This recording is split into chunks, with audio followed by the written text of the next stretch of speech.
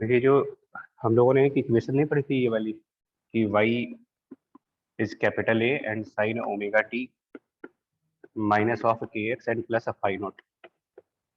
ये ऑलरेडी हम पढ़ चुके थे, इसमें सबका मीनिंग भी समझा चुके हैं कि फाई नॉट क्या होता है, के क्या होता है, और ये यहाँ माइनस का साइन या प्लस का साइन क्या बताता है हमें, यहाँ पर जो एक्स होता है इससे क्या मालूम चलता है। ये सब चीज़ें ऑलरेडी डिस्कस हो चुकी है।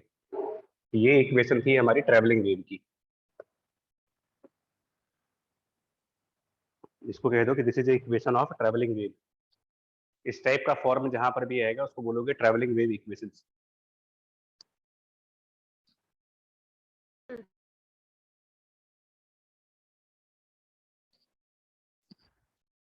साउंड के केस में ये भी बोल चुके हैं आपसे कि अगर साउंड का वेव आएगा तो हम y की जगह पर क्या लिख सकते हैं या फिर a की जगह पर क्या लिख सकते हैं। तो ये डिस्कस किया गया था कि अगर साउंड की वेव आएगी तो यहाँ पर जो एम्पलीट्यूड है इसकी जगह पर आप प्रेशर के फॉर्म में डेल्टा पी भी लिख सकते हो, maximum change in the pressure, and बाकी का चीज वैसे ही रखो आप।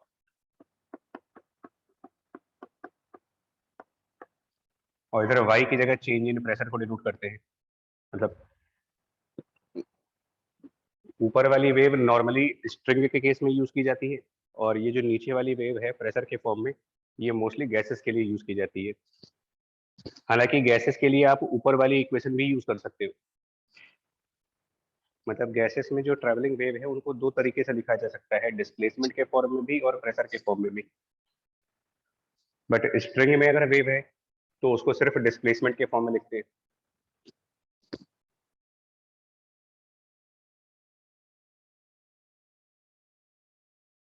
जिसमें कैपिटल ए को बोलते हैं हम लोग डिस्प्लेसमेंट एम्पलीट्यूड, और डेल्टा पी मैक्स को बोलते हैं हम लोग प्रेशर एम्पलीट्यूड।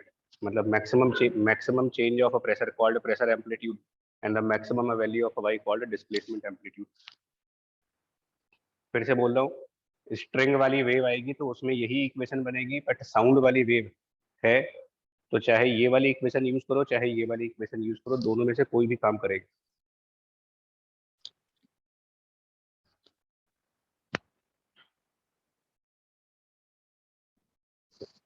ठीक है, और इससे रिलेटेड इंटेंसिटी वगैरह डिस्कस हो चुका है पूरा। आज डिस्कस करो आप कि अगर कोई वेव ट्रेवल कर रही है तो एनर्जी ऑफ वेव कैसे निकालोगे। अगर energy of a travelling wave calculate करने को कहा जाए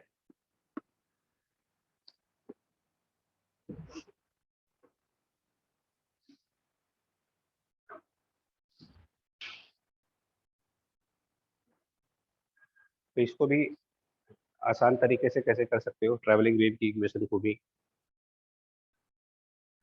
एसएचएम वाली ही एनर्जी का फॉर्मूला लगता है इसमें भी। ट्रैवलिंग वेव की एनर्जी निकालनी है तो इसमें भी आप फॉर्मूला वही यूज करें जो सिंपल हार्मोनिक में यूज किया गया था। वो था half into mass into A square and omega square. Same formula travelling wave के लिए भी, हाफ इंटू मास इंटू ए स्क्वायर इंटू ओमेगा स्क्वायर। बस इतना डिफरेंस होगा कि जो एसएचएम पढ़ते थे हम लोग फॉर्मूला दोनों के लिए एक ही है, एसएचएम के लिए भी और ट्रैवलिंग वेव दोनों के लिए सेम फॉर्मूला है।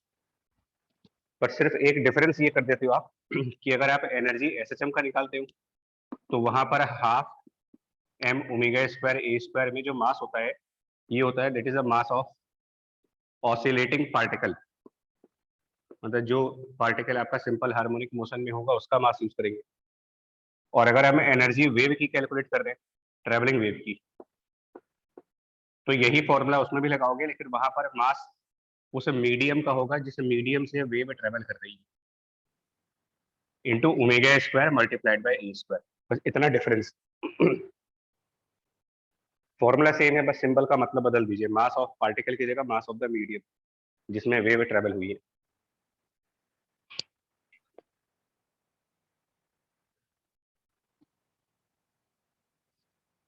तो मास ऑफ अ मीडियम कैसे लिखेंगे अगर उसको लिखना चाहे कि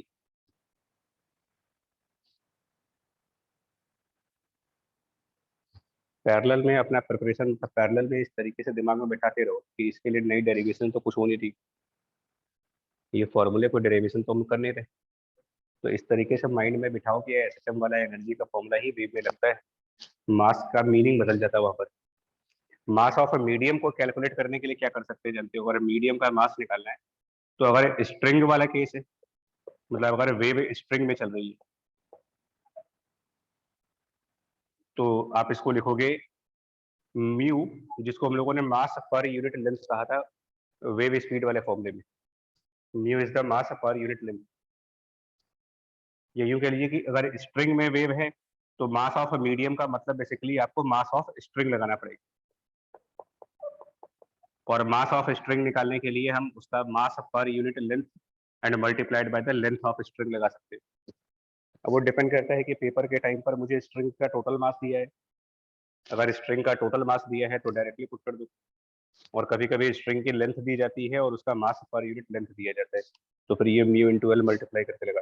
बेसिकली मास ऑफ स्ट्रिंग रखना है इसमें।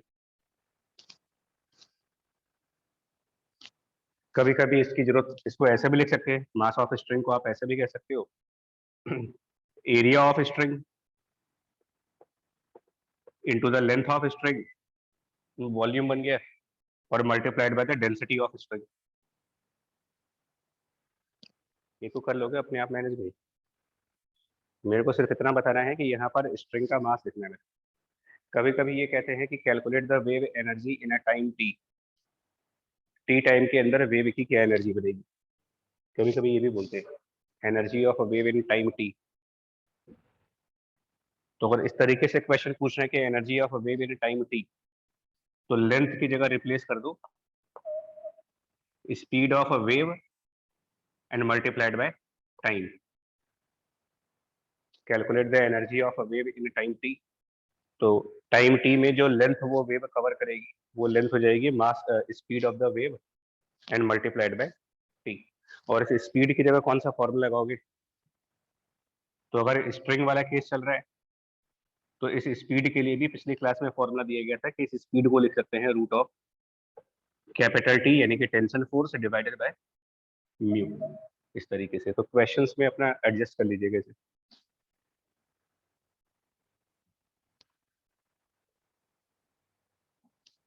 प्रॉब्लम अभी के अभी इसको अपने दिमाग में बिठाओ, अभी के अभी ये हमारे को इस तरीके से याद रखना है। स्ट्रिंग का मास रखना है। अब मास को किस किस तरीके से कैलकुलेट कर सकते हैं? तो मास को डायरेक्टली दिया जा सकता है, इनडायरेक्टली एरिया लेंथ और डेंसिटी के फॉर्म में आ सकता है, इनडायरेक्टली वो म्यू इंटू एल के फॉर्म में आ सकता है, और इनडायरेक्टली स्पीड और टाइम के फॉर्म में भी आ सकता है। इस तरीके है। अगर गैसेस की बात कर रहे हैं, मतलब साउंड वाले केस में, तो साउंड वाले केस में आप इसी को ऐसे यूज कर लें for in case of gases. तो गैसेस में कोई लेंथ नहीं होती है, एक्चुअली गैसेस का वॉल्यूम ही होता है सिर्फ। तो गैसेस के केस में ये जो मास होगा उसको लिख सकते हो density of that gas and multiplied by volume, जिसको एरिया इनटू लेंथ यूज कर सकते हैं। क्योंकि जो नॉर्मली ये जो गैस होती है वो ऑर्गन पाइप पे दी जाती है, तो ऑर्गन पाइप का अपना एक लेंथ होगा और उसका एरिया। कर लोगे मैनेज? ऑनलाइन वाले भी बता दे भाई, आप लोग कर लोगे इसको? मतलब यस सर। जी, यस सर। इसका मैं क्वेश्चन नहीं करा रहा, पेपर में पीवाईक्यूज में है एक दो क्वेश्चन, लेकिन मैं इसको कराऊंगा नहीं क्योंकि जस्ट न्यूमेरिकल वैल्यू दे करके मुझे कैलकुलेशन ही करनी है। मतलब इसमें कहीं कोई वेरिएशन ही नहीं होता, सीधा सीधा फॉर्मूला जिसको याद होगा वो क्वेश्चन कर लेगा। Energy of travelling wave. और इसके बाद हम लोगों ने इस एनर्जी के बाद पावर इंटेंसिटी पहले डिराइव कर दी है। इसी फॉर्मूले में अगर आप एनर्जी को टाइम से डिवाइड कर दो तो वो पावर बन जाती है, और पावर को फर्दर एरिया से डिवाइड कर देते हैं जब, तो वो इंटेंसिटी बन जाती है।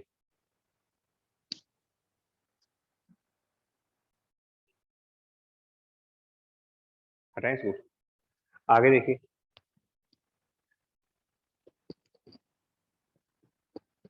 स्टैंडिंग वेव के बारे में जरा देखो। स्टैंडिंग वेव,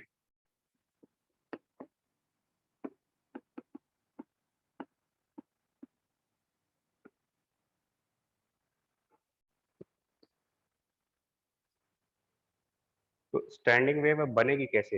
मतलब पहली बात तो ये है कि ये कैसे जनरेट होती है। First question, how they are formed.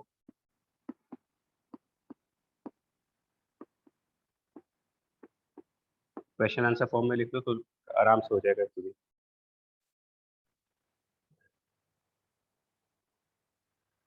सीधा सीधा क्वेश्चन है कि वेव बनेगी कैसे, किसी मीडियम में वेव अपने आप तो बन नहीं जाएगी, तो वेव बनानी पड़ती है हमें। तो स्टैंडिंग वेव कैसे बनेगी किसी मीडियम के अंदर, तो उसका सीधा सा आंसर है भाई स्टैंडिंग वेव तब बनेगी जब दो वेव सुपर इम्पोज हो। इसका आंसर ये हो जाएगा superposition of two travelling waves, and वो जो ट्रेवल करें वो अपोजिट डायरेक्शंस में ट्रेवल करें।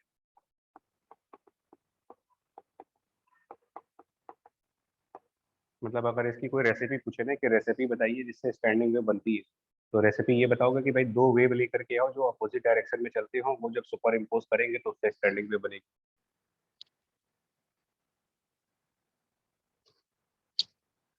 सीधा से इसका आंसर है।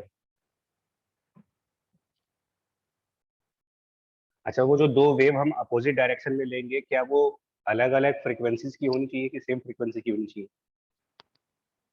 तो उसका भी एक आंसर है कि superposition of two travelling waves, बस वो डायरेक्शन में तो अपोजिट हो लेकिन फ्रीक्वेंसी उनकी सेम रहे, सेम फ्रीक्वेंसी की वेव होनी चाहिए और अपोजिट डायरेक्शन की होनी चाहिए, opposite direction but of same frequency.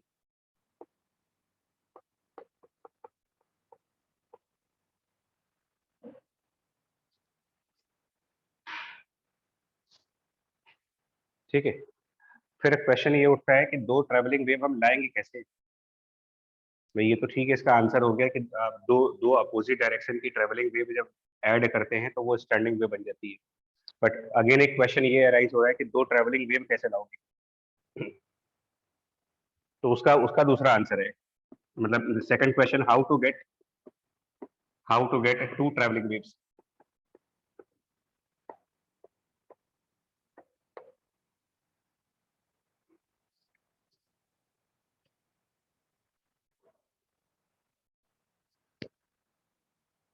समझ पा रहे थे? तो पहले किसी ने कहा कि दो ट्रेवलिंग वेव ऐड मिला दो, दो ट्रेवलिंग वेव मिलाने से स्टैंडिंग वेव बनती है। ठीक है, इस बात को मान लेते हैं। फिर हमारा दूसरा डाउट ये है कि हम दो ट्रैवलिंग वेव कैसे लाएंगे, मतलब ये कैसे एंश्योर करेंगे कि जो दो ट्रैवलिंग वेव है वो सेम फ्रीक्वेंसी की हो?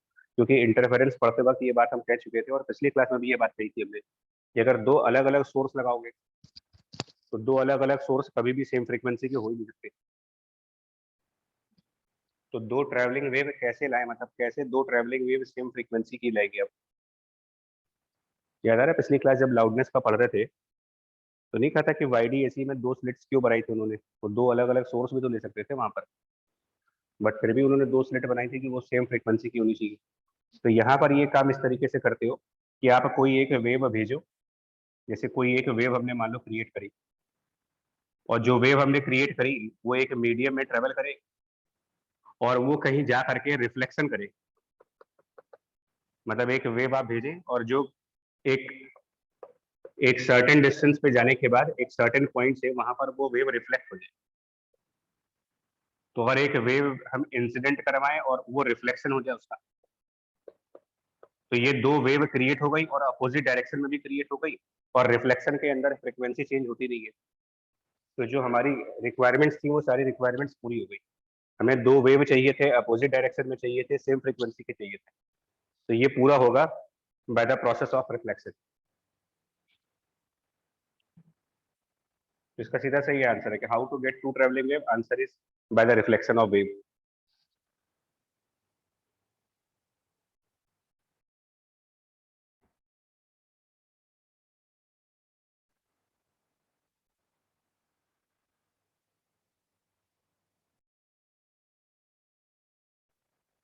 बट रिफ्लेक्शन भी कैसा, पार्शियल रिफ्लेक्शन चाहिए या कंप्लीट रिफ्लेक्शन चाहिए? हमें रिफ्लेक्शन भी किस तरीके का चाहिए, मतलब जैसे वेव हमने भेजी उसका 70% रिफ्लेक्शन हो या फिर 100% रिफ्लेक्शन हो? 100% रिफ्लेक्शन, 100% होना चाहिए। क्यों? 100% रिफ्लेक्शन नहीं होगा तो क्या फर्क पड़ जाएगा, और 100% रिफ्लेक्शन होगा तो क्या हो जाएगा? 100% रिफ्लेक्शन ऑफ वेव का मतलब ये होता है कि जिस एम्पलीट्यूड की वेव आप भेजोगे ना, अगर ए एम्पलीट्यूड की वेव हम लोगों ने इंसिडेंट करवाई होगी और अगर उसका 100% रिफ्लेक्शन हुआ है, तो ये इस बात को एंश्योर करेगा कि जो रिफ्लेक्टेड वेव है उसका भी एम्पलीट्यूड ए ही रहे, इंसिडेंट भी सेम एम्पलीट्यूड और इधर भी ए एम्पलीट्यूड। क्योंकि जस्ट अभी थोड़ी देर पहले एनर्जी का जो फॉर्मूला आपने दिया आपको कि energy of a wave is half into mass into omega square into A square. 100% reflection का मतलब ये होगा कि जिस एम्पलीट्यूड की वेव हम लोगों ने भेजी थी उसी एम्पलीट्यूड की वेव वापस रिफ्लेक्ट भी हुई। क्लियर है चीज?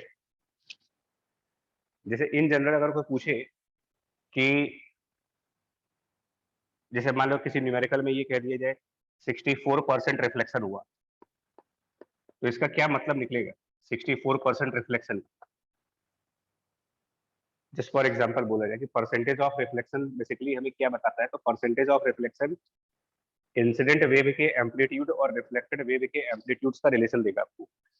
क्योंकि ये जो परसेंटेज होता है ये एनर्जी के फॉर्म में दिया जाता है। 64% रिफ्लेक्शन का मतलब ये हुआ कि जो एनर्जी रिफ्लेक्टेड वेव की आएगी वो 64% होनी चाहिए ऑफ एनर्जी जो इंसिडेंट वेव की रही होगी। क्योंकि इंसिडेंट वेव और रिफ्लेक्टेड वेव दोनों एक ही मीडियम के अंदर है, और वेव के केस में ये मास मीडियम का होता है। तो इंसिडेंट वेव और रिफ्लेक्टेड वेव दोनों के लिए मास सेम यूज करोगे because both are in the same medium. और जिस फ्रीक्वेंसी की इंसिडेंट वेव गई है उसी फ्रीक्वेंसी की रिफ्लेक्टेड वेव आ रही है, तो मास भी दोनों का कॉमन है, ओमेगा भी कॉमन है। तो अगर हम 64% एनर्जी को रिफ्लेक्ट कर रहे हैं तो इसका सीधा सा मतलब ये हो जाएगा कि एम्पलीट्यूड ऑफ इंसिडेंट वेव इसका स्क्वायर एंड उसमें 0.64 अगर मल्टीप्लाई कर देंगे you get amplitude of reflected. 100% reflection हो गया अगर, तो 100% रिफ्लेक्शन में अपने आप प्रूफ हो जाएगा कि AR will be equal to AI। तो ये नोट करें। How to get to travelling wave, इसका आंसर है by 100% reflection of the wave. और ये अलग से नोट करना है, इसको अलग से नोट करना है। कभी कभी एक आधा ऑब्जेक्टिव ऐसे भी बन जाता है कि वो सिर्फ एक परसेंटेज ऑफ रिफ्लेक्शन प्रोवाइड कर देते हैं और एम्पलीट्यूड ऑफ रिफ्लेक्टेड वेव पूछ लेते हैं। बहुत बेसिक क्वेश्चन एनर्जी के ऊपर।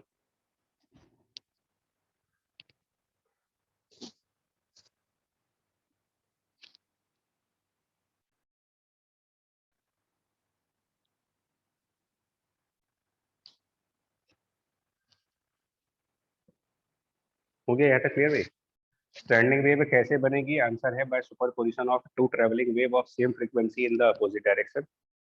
How to get to travelling wave of same frequency in the opposite direction? Answer is by the reflection. ना इसके बाद आइए इक्वेशन ऑफ स्टैंडिंग वेव क्या बनेगी। ये तो हो गया कि स्टैंडिंग वेव बनेगी कैसे। अब आता है कि जो स्टैंडिंग वेव बनेगी उसमें क्या प्रॉपर्टीज होंगी, तो वो लिखो equations and properties of standing wave. Heading डालिएगा equation and properties of standing wave.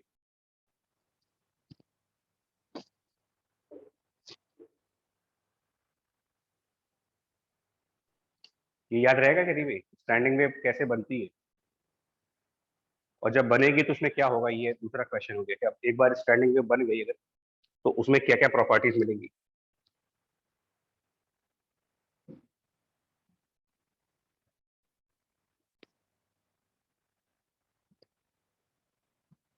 तो ना ये क्लियर हो गया कि स्टैंडिंग वेव बनाने के लिए आपको दो वेव मिक्स करनी होगी।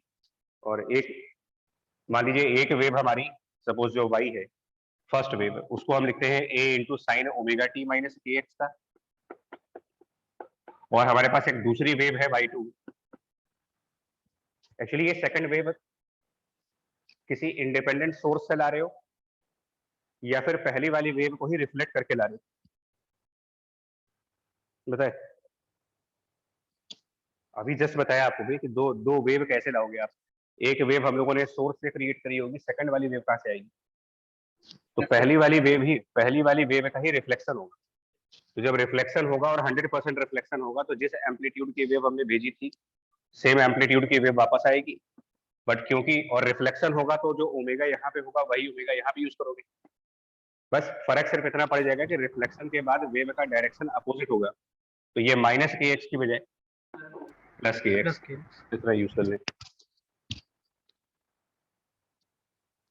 ये ध्यान रखना है कि दो इंडिपेंडेंट सोर्स नहीं होने चाहिए किसी भी केस में, दो इंडिपेंडेंट सोर्सेस सेम ओमेगा नहीं दे सकते, क्योंकि अगर ऐसा होता तो यंग्स पागल नहीं थे कि दो स्लिट बनाई थी उन्होंने, इतना खर्चा क्यों करते फिर वो।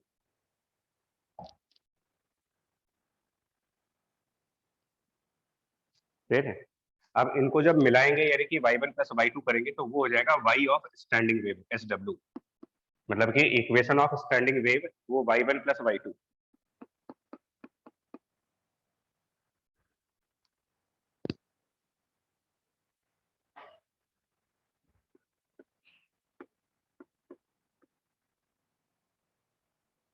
तो y1 प्लस y2 जरा करो ट्रिग्नोमेट्रिकली, आराम आराम से हो जाएगा, साइन सी प्लस साइन टी लिख जाएगा इसमें, बहुत इजीली हो जाएगा।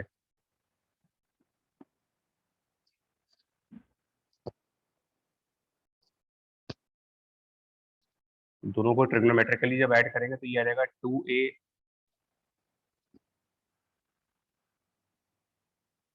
Sine C plus D by two होता है, और बाकी होता है cos C minus D by two, तो वो जाए तो वो हो जाएगा, तो ये कुछ ऐसा आ जाएगा 2a cos kx and sine omega t type, देख लो, साइन सी प्लस Yes. ट्रिग्नोमेट्रिकली ऐड कर दो दोनों चीजें। तो ये कह रहा है कि इक्वेशन ऑफ, हाँ जी, ये इक्वेशन ऑफ स्टैंडिंग वेव होगी, दो ट्रैवलिंग वेव की इक्वेशंस को ऐड करके जो इक्वेशन बनेगी ये इक्वेशन होगी ट्रैवलिंग वेव इक्वेशन।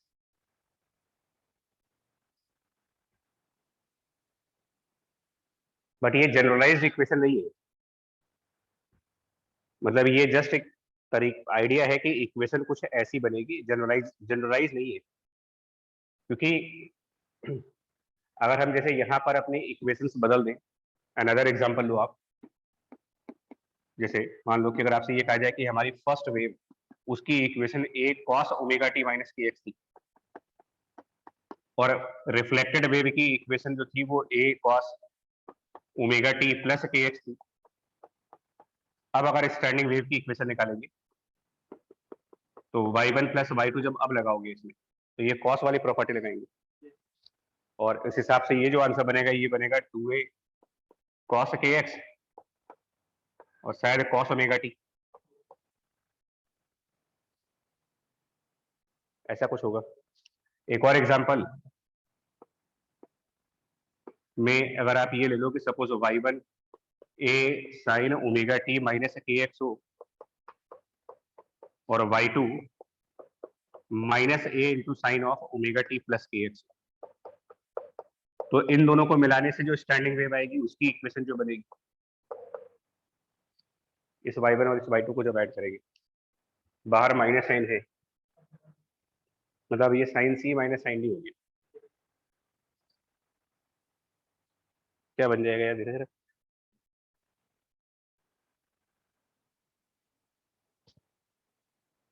ये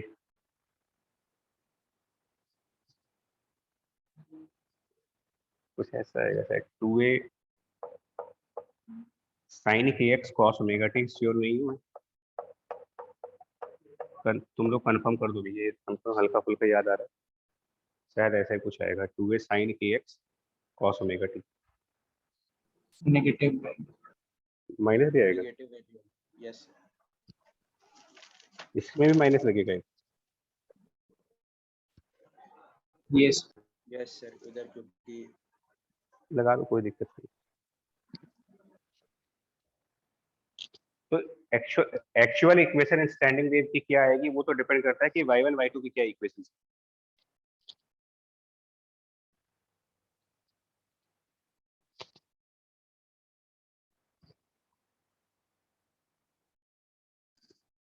पर एक चीज श्योर है, इक्वेशन क्या बनेगी ये मुझे नहीं आइडिया लग रहा है, इक्वेशन क्या बनने का मतलब जो के एक्स है, इधर देखिए देखो, ये जो के एक्स है ये कॉस के साथ जाएगा,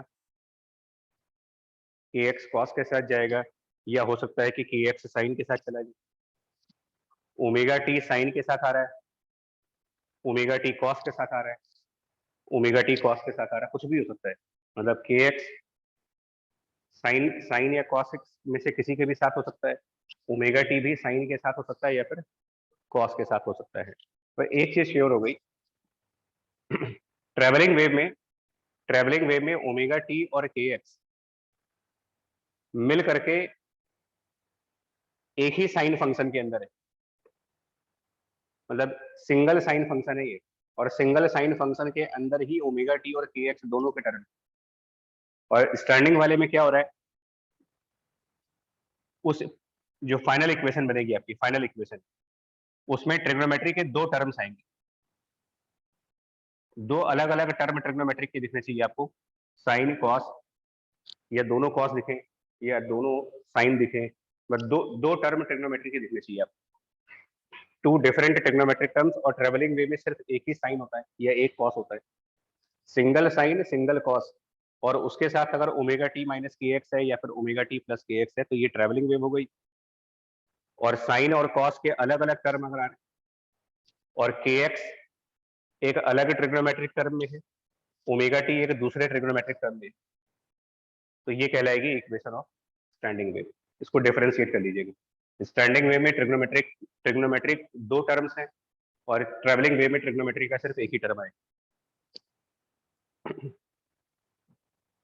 मतलब के एक्स और ओमेगा टी सेपरेट हो गए, के एक्स अलग साइन या कॉस के साथ चला गया और ओमेगा टी अलग से किसी दूसरे साइन या कॉस के साथ चला गया, जबकि यहां पर के एक्स और ओमेगा टी सब्ट्रैक्ट या ऐड होकर के एक ही साइन फंक्शन के अंदर है। कर लेंगे डिफरेंस, ट्रैवलिंग वेव की इक्वेशन को स्टैंडिंग वेव की इक्वेशन से डिफरेंशिएट करना सीख जाओ। उसके अलावा ये नोट कर लें यार, in equation of standing wave, इस पॉइंट को नोट कर लीजिए। In the equation of standing wave, in the equation of standing wave, kx and omega t, kx and omega t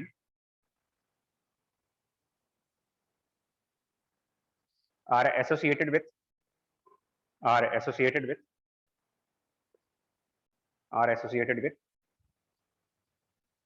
separate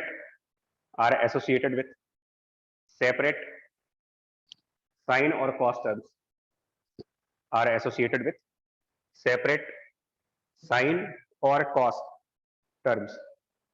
कोई भी साइन के साथ हो सकता है, कोई भी cos के साथ हो सकता है। whereas in traveling wave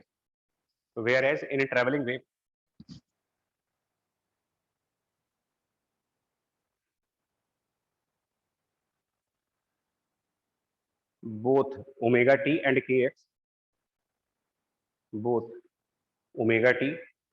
and kx are under a single sine or cos function,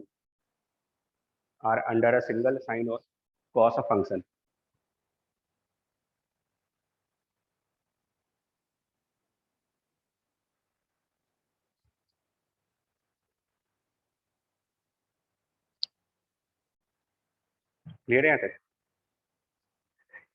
इसके अलावा जो हम ये स्टैंडिंग वेव के एग्जांपल दे रहे हैं, उन एग्जांपल्स में जैसे यहाँ पर अगर बात की जाए तो इस पूरे फंक्शन की मैक्सिमम वैल्यू, जैसे ये 2a cos kx sin omega t देख रहे हो, इसकी highest possible value of this complete function वो 2a बनेगी, बिकॉज cos एंड sin दोनों ही 1 से ज्यादा कभी नहीं, तो हाईएस्ट वैल्यू 2a, इसको कहोगे एम्पलीट्यूड ऑफ स्टैंडिंग वेव।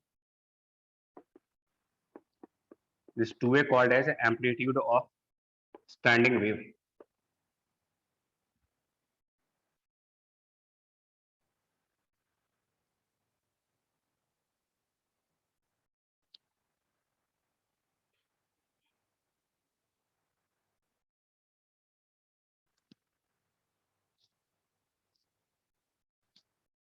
यहाँ से भी समझो कि स्टैंडिंग वेव का जो एम्पलीट्यूड, देखिए पहले तो दिमाग में आपको ये बनना पड़ेगा कि स्टैंडिंग वेव दो ट्रेवलिंग वेव को मिला करके बनी हुई है।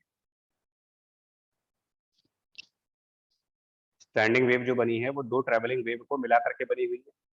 तो अगर कोई कहे कि स्टैंडिंग वेव का एम्पलीट्यूड 6 मिलीमीटर है, तो इसका मतलब जो ट्रेवलिंग वेव रही होंगी उनके कितने एम्पलीट्यूड रहे होंगे? 3 और 3, बिकॉज जो ट्रेवलिंग वेव के एम्पलीट्यूड है ए, दूसरी वाली ट्रेवलिंग वेव वो भी ए है, लेकिन जो स्टैंडिंग वेव बन रही है उसका एम्पलीट्यूड 2 टाइम्स ऑफ ए। तो जितना भी एम्पलीट्यूड स्टैंडिंग वेव का होगा उसका हाफ एम्पलीट्यूड उन ट्रेवलिंग वेव्स का रहा होगा जिन ट्रेवलिंग वेव को मिला करके स्टैंडिंग वेव तैयार की गई है।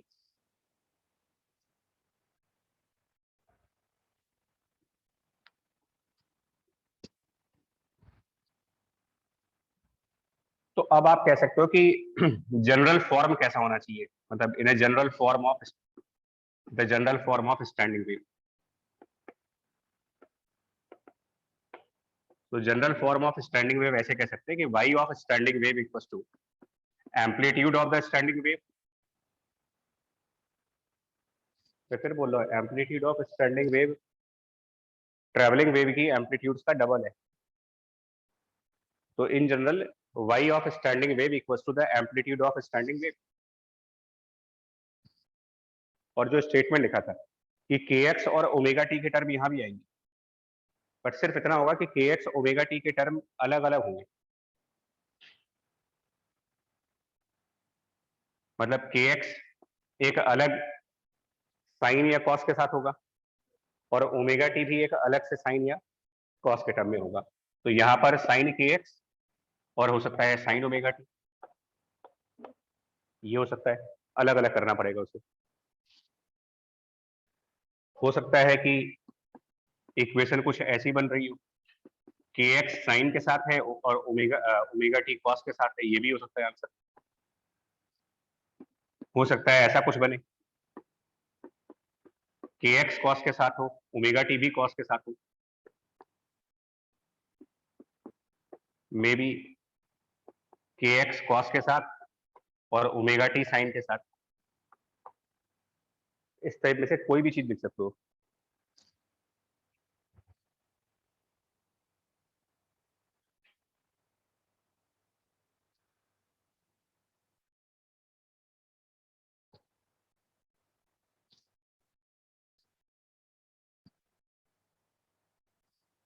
ये चारों हैं, चारों में से कोई भी पॉसिबल है, ये भी पॉसिबल है, ये भी पॉसिबल है, ये भी पॉसिबल है। These four are possible equations.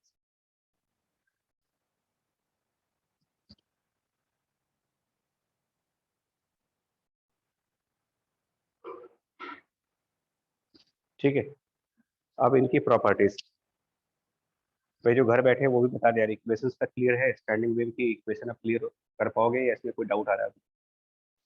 Yes. Clear है, Clear है sir. ओके। इक्वेशंस क्लियर है, इसके बाद now properties of standing wave की क्या क्या प्रॉपर्टीज होंगी। ये मैथमेटिकल टॉपिक हो गया अभी। देखो यार, क्योंकि चार पॉसिबल इक्वेशंस है तो हम चारों को अलग अलग पढ़ाएंगे तो टाइम लगेगा। तो हम एग्जाम्पल के लिए इनमें से कोई एक इक्वेशन चूज कर लेते हैं। सपोज ऊपर वाली इक्वेशन मान लेते हैं, जस्ट प्रॉपर्टी को समझने के लिए ऊपर वाली equation.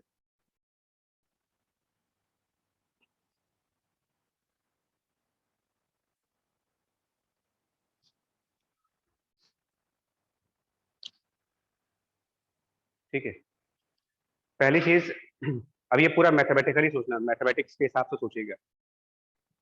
For a given value of x, for a given value of that small x, property number 1 आ रहा है। For a given value of this small x, actually इसमें एक्स और टी दो वेरिएबल्स है। नहीं, एक्स एक वेरिएबल क्वांटिटी है, T एक वेरिएबल क्वांटिटी है। गिवन वैल्यू ऑफ एक्स का मतलब अब क्या वेरिएबल रहा और क्या कांस्टेंट हो गया। तो भाई गिवन वैल्यू ऑफ एक्स का मतलब यहाँ पर तो आप चेंज नहीं कर सकते, तो वेरिएबल क्या बचा इसमें फिर? ठीक। तो अब आप बताओ कि अगर एक्स की कोई वैल्यू दी जाए, मतलब यहाँ पर कोई वैल्यू प्रोवाइड कर दी जाए, तो आपको नहीं लगता कि ये पूरा टर्म एक कांस्टेंट वैल्यू बन जाएगा और वेरिएबल टर्म होगा साइन ओमेगा टी, और साइन ओमेगा टी का वेरिएशन मैक्सिमम कहाँ तक जा सकता है? 1 तक। +1. इसका मतलब इस y की मैक्सिमम वैल्यू क्या बन सकती है? For a given value of x, the maximum value of this y, maximum of y standing wave can be a of standing wave and then sin of kx, ये बन सकता है किसी x की पर्टिकुलर वैल्यू के लिए।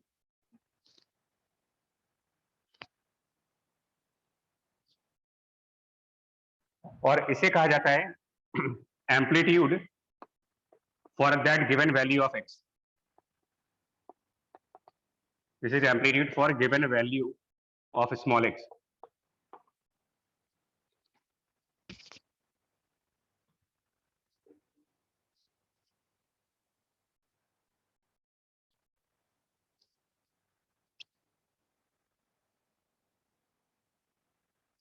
साथ साथ साथ में एग्जांपल भी देते जा रहे हैं, देखो।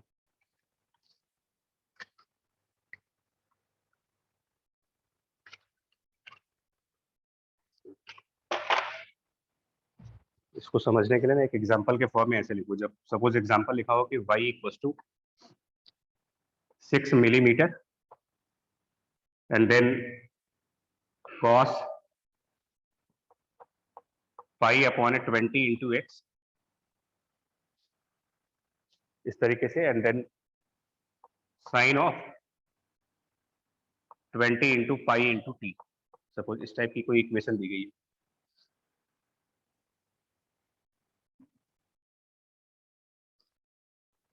इसमें भी यही कहेंगे, क्लासरूम का पार्ट कवर कर लेंगे, प्रैक्टिस की नीड नहीं है।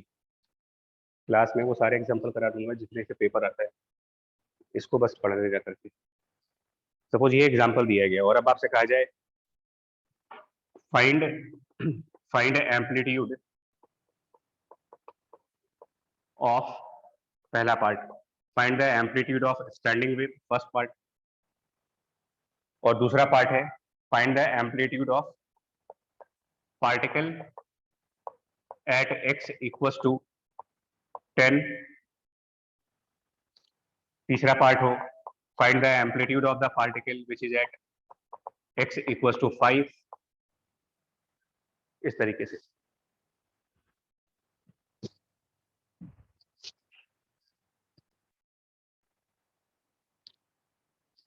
प्रॉपर्टी लिखते चलना, साथ में एग्जांपल भी लिखते जाना, तो अपने आप हो जाएगा क्वेश्चन। प्रॉपर्टी 1 एंड उससे उस पे किस टाइप का क्वेश्चन बनता है वो।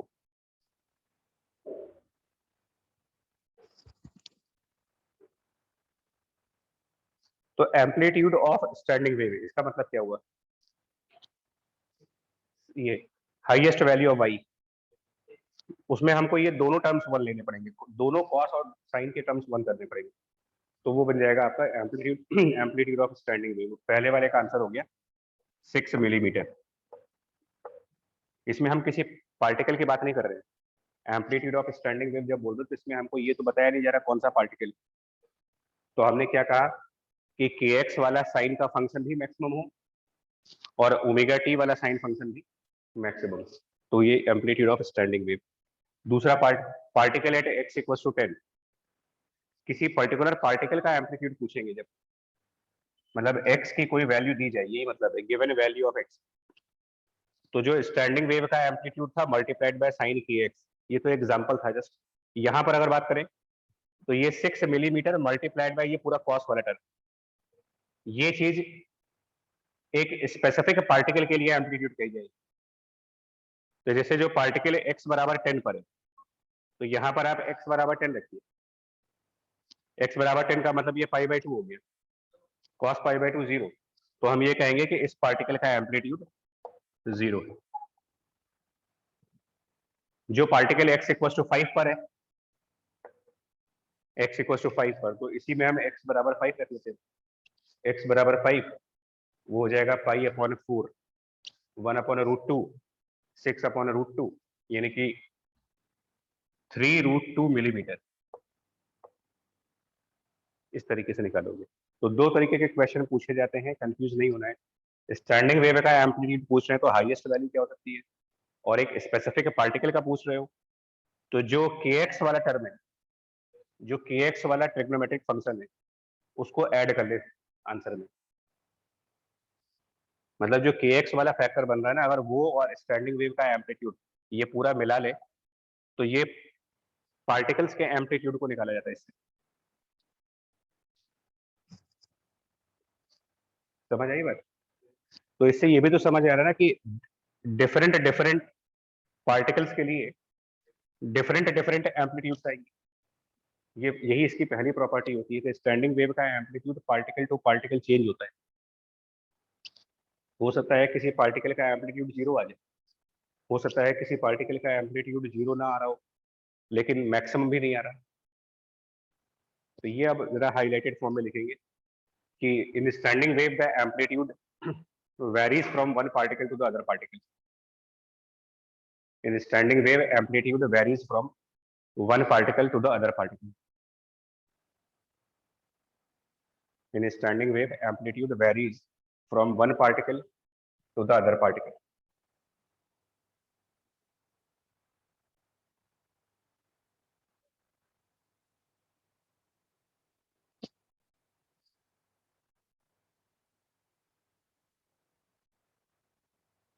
सभी लोग बता दें यार, क्लियर हो गया? एम्पलीट्यूड ऑफ स्टैंडिंग वेव और एम्पलीट्यूड ऑफ अ पार्टिकल दोनों में डिफरेंस क्लियर हो गया? Yes, sir. Yes, sir. जी, ये भी क्लियर हो गया कि पार्टिकल टू पार्टिकल अलग अलग एम्पलीट्यूड आएंगे। इसी एग्जांपल में हम लोगों ने देखा कि एक ऐसा भी पार्टिकल है जिसका एम्पलीट्यूड क्या आ रहा है ना, मतलब कोई तो वैल्यू एक्स की ऐसी होगी ना जहां पर ये वैल्यू 0 आ जाएगी। तो इन ऐसे पार्टिकल्स, अब ये सेकंड प्रॉपर्टी पे चलिए। Second property, particles of zero amplitude, the particles of zero amplitude, इनको आप एक नाम देते हो, they called as nodes in the standing wave।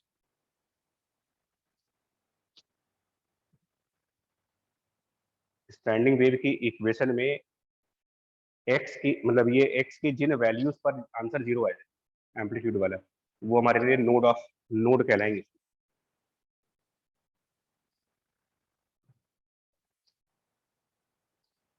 पहले तो इसको एग्जांपल से समझेंगे, बाद में इसको जनरलाइज करेंगे। पहले एक सिंपल सा एग्जांपल, हमें कहा जाए कि y बराबर 4 millimetre into cos pi upon 3 into x and sine of pi upon 10 into t, इस तरीके से मान लो लिखा हो, जिसमें y जो है वो मिलीमीटर्स में कैलकुलेट किया गया है और x जो है वो सेंटीमीटर्स में है।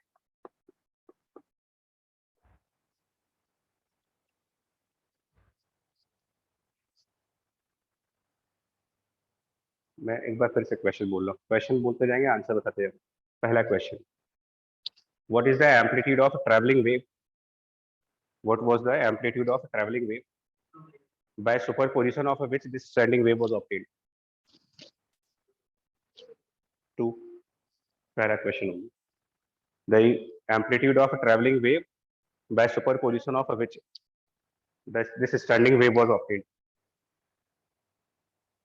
2 मिलीमीटर हो जाएगा।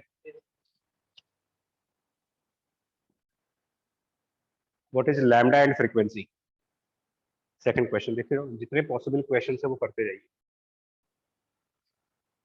लैम्डा एंड फ्रीक्वेंसी वैसे खुद से कर सकते हो। लैम्डा निकालने के लिए क्या करें, जो x के साथ कोफिशिएंट है पाई बाई 3 को लिखो 2 pi upon lambda, pi by 3 is 2 pi upon lambda, pi by 3 2 pi by lambda, so lambda मिल जाएगा हमें।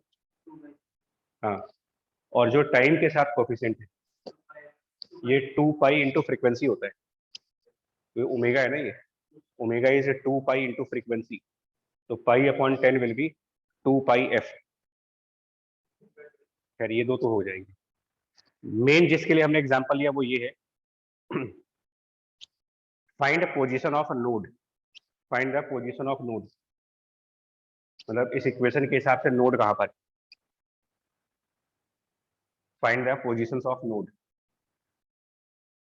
तो नोड मतलब क्या निकालना है आपको, नोड का डेफिनेशन देखो। नोड का मतलब आपको ऐसी पोजीशंस लानी है जहां पर एम्पलीट्यूड 0 है, यानी जो kx वाला टर्म है वो 0 है। देखो स्टैंडिंग वे में kx और ओमेगा टी सेपरेट फंक्शंस है, तो नोड के लिए कौन से फंक्शन को 0 करेंगे, kx वाले फंक्शन को 0 करें या टाइम वाले फंक्शन को, kx वाले। नोड निकालना है तो आप सिंपली एक काम करिए, ये जो x वाला टर्म आ रहा है ना, ये वैल्यू 0 कर दे, मतलब cos पाई बाई 3x 0 होना चाहिए। अब आप पता लगाओ x क्या होना चाहिए, अगर cos pi by 3 into x को 0 करना है तो फिर x कितना होना चाहिए, x क्या होना चाहिए, फिर से बोलना, 3/2। प्लस माइनस 3/2 भी लिख सकते हैं। एक्स को अगर -3/2 रखेंगे तब भी 0 आ जाएगा। और कोई वैल्यू इसके आगे भी तो होगी ना, सीरीज बनेगी पूरी। और अगली वैल्यू बताओ। ठीक है, 3/2 रखोगे तो ये π/2 हो जाएगा। और क्या रख सकते हैं भाई? यहाँ पर π/2 के अलावा 3π/2 भी तो ला सकते हैं। cos 270 डिग्री भी 0 होगा, यानी यहाँ पर मेरे ख्याल से 9/2 भी ले सकते हैं। और क्या ला सकते हैं? 6 से ऐड करते जाए, मतलब 15/2 कर दूं, ऊपर 6 ऐड करते जाएंगे तो आंसर आ जाएगा। तो नोड सिंगल नहीं होगा ना, नोड बार बार आएंगे, मतलब ये पैटर्न बनेगा। वेव का मतलब पैटर्न है। देखिए, वेव और वेव से रिलेटेड जितने टॉपिक्स पढ़ रहे हो सब में एक पैटर्न बनता है, चाहे वो इंटरफेरेंस हो, डिफ्रैक्शन हो, स्टैंडिंग वेव हो।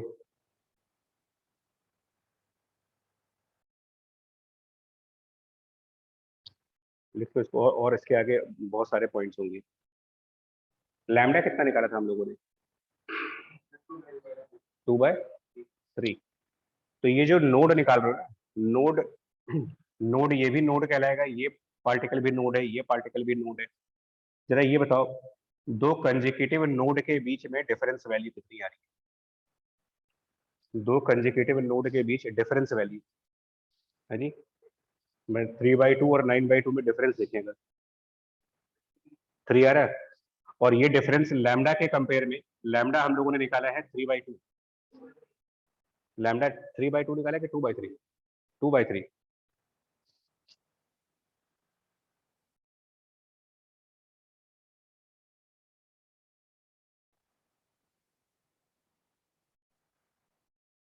हाँ ठीक है।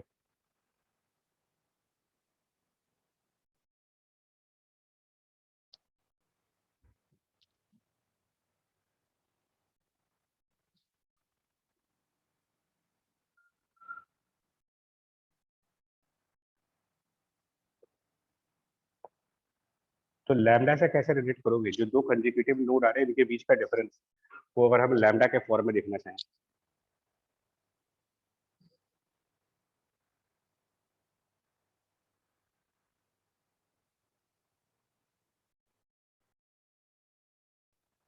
लैम्डा 2 2/3 टाइम्स है, आ जाए 2/2 आ रहा तो वो 6 आ रहा था लैम्डा। सर 6 आ रहा है लैम्डा। लैम्डा ही तुम लोग गलत बता रहे हो भाई। ये जो π/3 है इसको 2π लैम्डा के बराबर करो, क्या बनेगा जरा? π/3 अगर 2π लैम्डा के बराबर करें, सर लैम्डा 6 आ जाएगा। ये तो पता नहीं कैसी बात कर रहे हैं। लैम्डा 6 आ रहा है, 2/3 का आ रहा है, हद कर रहे हो यार।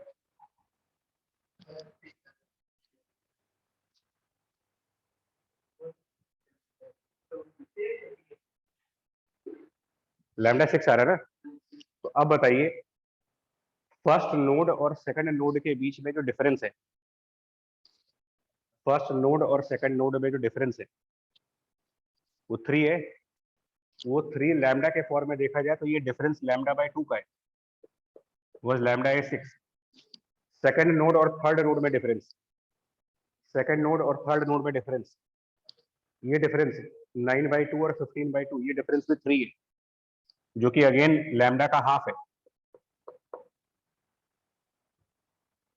तो अब आप कह सकते हो कि एक पैटर्न दिखा है। पैटर्न ये दिख रहा है कि लगातार जो नोड आएंगे उनमें डिफरेंस λ/2 का होना चाहिए। नोड, फिर अगला नोड, फिर अगला नोड, उसके बाद वाला नोड, उसके बाद वाला नोड, λ/2 के डिफरेंसेस पर आएंगे। ये पैटर्न है। पैटर्न फिक्स है, पोजीशन फिक्स नहीं है। पोजीशंस तो इस पर डिपेंड करती है, मतलब नोड की एक्चुअल पोजीशंस, नोड की एक्चुअल पोजीशंस तो इस बात पर डिपेंड करेंगी कि जो वेव है उसकी इक्वेशन क्या है। बट वेव की इक्वेशन चाहे जो मर्जी हो, पैटर्न यही रहेगा कि पहले नोड के बाद जो अगला नोड बनेगा वो उससे λ/2 के डिस्टेंस पर होना चाहिए। क्योंकि पोजीशन इस पर डिपेंड करता है कि यहाँ पर फंक्शन कौन सा है। अगर ये कॉस की जगह मान लो एग्जांपल में ये साइन फंक्शन होता, तो अगर ये साइन फंक्शन बन जाता और अब आपसे पूछा जाए कि नोड कहाँ पर बनेगा, तो नोड का मतलब ये साइन फंक्शन 0 चाहिए। तो नाउ नोड की पोजीशंस अगर निकालना चाहोगे कि नोड कहाँ कहाँ पर है, तो नोड पोजीशन का मतलब साइन फंक्शन 0 है। अब साइन फंक्शन को 0 करने के लिए x की वैल्यू 0 होनी चाहिए, या फिर x की वैल्यू अगली वैल्यू जो हो सकती है x की 3 होनी चाहिए या 6 होनी चाहिए। ट्रिग्नोमेट्री सही करो अपनी। तो ये पोजीशंस है, जबकि पिछली बार पोजीशंस कुछ और आई थी। तो एक्चुअली kx, ये जो x वाला टर्म है उसके पहले साइन लगा है या कॉस लगा है, उससे डिसाइड होगा कि नोड की पोजीशंस कहाँ कहाँ पर आएंगी। बट जहां पर भी उनकी पोजीशंस हो, डिफरेंस तो अभी भी 3 का ही आ रहा है, और वो डिफरेंस जो 3 का आ रहा है वो बेसिकली λ/2 ही है, क्योंकि लैम्डा 6 आया हुआ है। तो ये पैटर्न है, ये पोजीशन है। मतलब कि kx वाली इक्वेशन साइन के साथ हो, चाहे फिर kx वाली इक्वेशन कॉस के साथ हो, ये जैसी भी इक्वेशन हो, इररिस्पेक्टिवली कि यहाँ पर साइन है या कॉस है, एक बात बिल्कुल कन्फर्म है कि नोड से अगला नोड λ/2 के ही डिफरेंस पर मिलेगा। इसको पैटर्न बोलेंगे। और पोजीशन ऑफ नोड, तो पोजीशन ऑफ नोड तो वेव की इक्वेशन पे ही डिपेंड कर रहा होगा ना। पहले वेव की इक्वेशन सामने आ जाए तब बता पाएंगे कि नोड कहाँ बन रहा है, क्योंकि उस वेव के इक्वेशन में जो kx वाला फैक्टर है उसको 0 करना है मेरे को। तो जब उसको 0 करेंगे तो मालूम चल जाएगा कि x कहाँ पर आएगा। तो position of node wave equation पे डिपेंड कर रही है, बट पैटर्न का मतलब दो नोड कितने डिफरेंस पर आने हैं, वो पैटर्न सभी स्टैंडिंग वेव के लिए कॉमन रहेगा।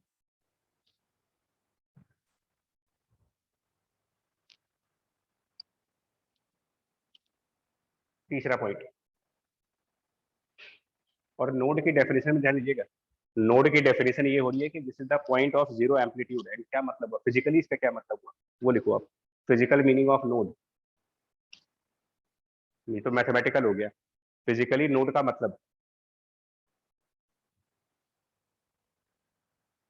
फिजिकली अगर पूछा जाए कि नोड का मतलब क्या है, मैथमेटिकली नोड का मतलब ये हुआ जहां पर kx, जो kx वाला फंक्शन है वो 0 आ जाए। ये मैथमेटिकल है। फिजिकली इसका क्या मतलब है ये बताइए। अगर kx वाला फंक्शन 0 आ गया, ये फंक्शन 0 आ जाए, तो अगर ये फंक्शन 0 है तो दूसरा वाला फंक्शन चाहे कुछ भी रहे।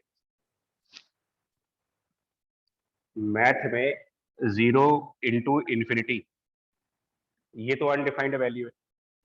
बट अगर 0 इंटू फाइनाइट लिखा जाए तो ये तो हमेशा 0 आएगा ना। तो अगर kx वाला फंक्शन 0 हो गया और दूसरा वाला फंक्शन हमको पता है कि ट्रिग्नोमेट्री है, तो ये +1 और -1 के बीच में ही होगा, मतलब ये फाइनाइट वैल्यू होगी। अब finite value multiplied by 0 value, यानी कि y की वैल्यू 0 रहेगी और हमेशा ही 0 रहेगी, चाहे टाइम की कोई भी वैल्यू पुट कर दो। आप टाइम की कोई मर्जी वैल्यू पुट कर दीजिए। जब साइन kx 0 हो चुका है तो t की किसी भी वैल्यू के करस्पॉन्डिंग y 0 आएगा, and y is the displacement. एक बार बताइए, एक पार्टिकल का डिस्प्लेसमेंट टाइम की हर एक वैल्यू पर 0 आ रही है, इसका फिजिकल मतलब क्या हुआ? एक पार्टिकल का 0 डिस्प्लेसमेंट आ रहा है, चाहे आप टाइम को कुछ भी रख लो। फिजिकली इसका क्या मतलब है? क्या वो पार्टिकल मूव कर रहा है या फिर वो स्टेशनरी पार्टिकल है? स्टेशनरी पार्टिकल, क्योंकि अगर कोई पार्टिकल चलेगा तो उसका 0 डिस्प्लेसमेंट हमेशा के लिए नहीं होता ना। तो फिजिकल मीनिंग ऑफ नोड का मतलब ये हुआ, these are the particles which are permanently at rest, वो लिखे। तो nodes means the particles which are permanently at rest.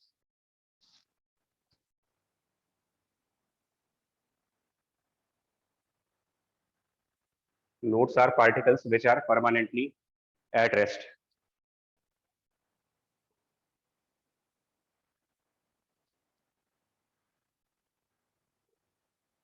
Nodes are the particles which are permanently at rest.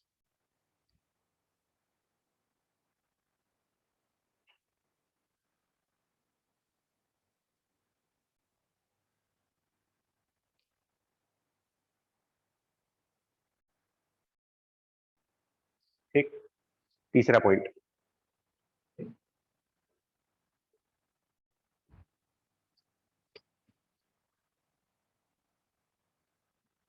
Third point जिसको हम बोलते हैं पोजीशंस ऑफ एंटी नोड।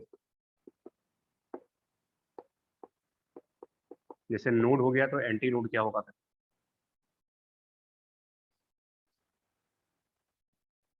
तो इसका mathematical मतलब ये हुआ, पोजीशंस ऑफ एंटी नोड की मैथमेटिकल मतलब ये हुई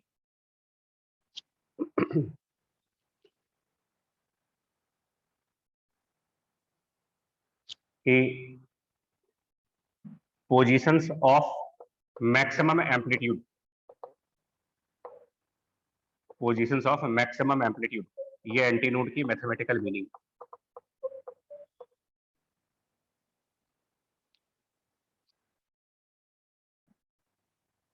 positions of maximum amplitude numerical point of view से देखो, मैं बार बार ये बोल रहा हूँ कि ट्रिग्नोमेट्रिक स्टैंडिंग वेव में बिल्कुल दिमाग में रट जाए आपके, स्टैंडिंग वेव में के एक्स और ओमेगा टी के अलग अलग फंक्शंस बनते हैं। एंटी नोड का मतलब जो के एक्स वाला फंक्शन है वो मैक्सिमम करना है आपको। फॉर एग्जाम्पल, इसका एग्जाम्पल देखिए, अगर तो y इक्वस टू, हम लोगों ने पहले लिया था 4, पहला वाला एग्जाम्पल हम लोगों ने शायद ये लिखा ना, 4 cos पाई बाई 3x और sine of pi by 10 into t. एक बार कंफर्म करना है, पहले इससे पहले वाले क्वेश्चन में नोड के टाइप में ये इक्वेशन थी जिसका लैम्डा 6 आ रहा था, तुम लोगों को 3/2 बताए थे। Yes sir. ये था। अब अगर पूछा जाए कि पोजीशन ऑफ एंटी नोड क्या होगी, position of anti node, find the anti nodes. बहुत सीधा रूल है, जो एक्स वाला फंक्शन है, जो एक्स वाला फंक्शन कॉस का है या साइन का है, ये तो क्वेश्चन पे डिपेंड करेगा। पर जहां पर भी एक्स वाला फंक्शन देख रहे हो, जब इसको 0 करोगे तो नोड आएगा, और जब इसको मैक्सिमम करेंगे तो एंटी नोड आएगा। यानी ये जो कॉस वाला फंक्शन है, इसे प्लस माइनस 1 कर दे, +1 या -1। अब बताइए एक्स कितना होना चाहिए? सर 0 3 मतलब कि 6 एक्स वाला फंक्शन, एक्स वाला फंक्शन 0 किया तो नोड मिला, और एक्स वाले फंक्शन को +1 या -1 कर दिया, एंटी नोड मिल गया। अब चेक करें, हाँ बोलो क्या बता रहे थे? एक्स की वैल्यू +-1 लाना है अगर यहाँ पर, तो आंसर बनेगा शायद 1 तो एक्स बराबर 0 आएगा, 3 6 इससे 9। +1 आएगा, और सर 3 रखेंगे तो -1। और फिर एक 3 रख देते हैं, 3 रखेंगे तो -1 आ जाएगी, क्योंकि x इक्वल टू 3 रखेंगे तो cos पाई बन जाएगा, cos पाई -1 है। फिर 6 रखूं, एंड सो ऑन।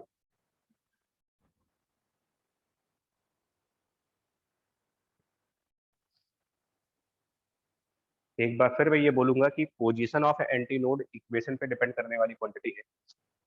यहाँ पर cos की जगह साइन लिखा होता तो ये वैल्यूज कुछ और आती, बट इनमें पैटर्न कॉमन बनेगा। एक बार फिर देखोगे तो दो एंटी नोड के बीच में जो डिफरेंस वैल्यू है, ये वेवलेंथ का हाफ है, और ये डिफरेंस भी वेवलेंथ का हाफ है। तो एंटी नोड भी सेम पैटर्न पे है, नोड भी सेम पैटर्न पे है, बस नोड और एंटी नोड की जो पोजीशंस हैं वो तो इक्वेशन देख के, इक्वेशन को देखने के बाद ही बताई जा सकती है कि नोड एंटी नोड कहाँ आएंगे। जहां भी आएंगे वो उसी पैटर्न पे आएंगे, λ/2 के डिफरेंस पे।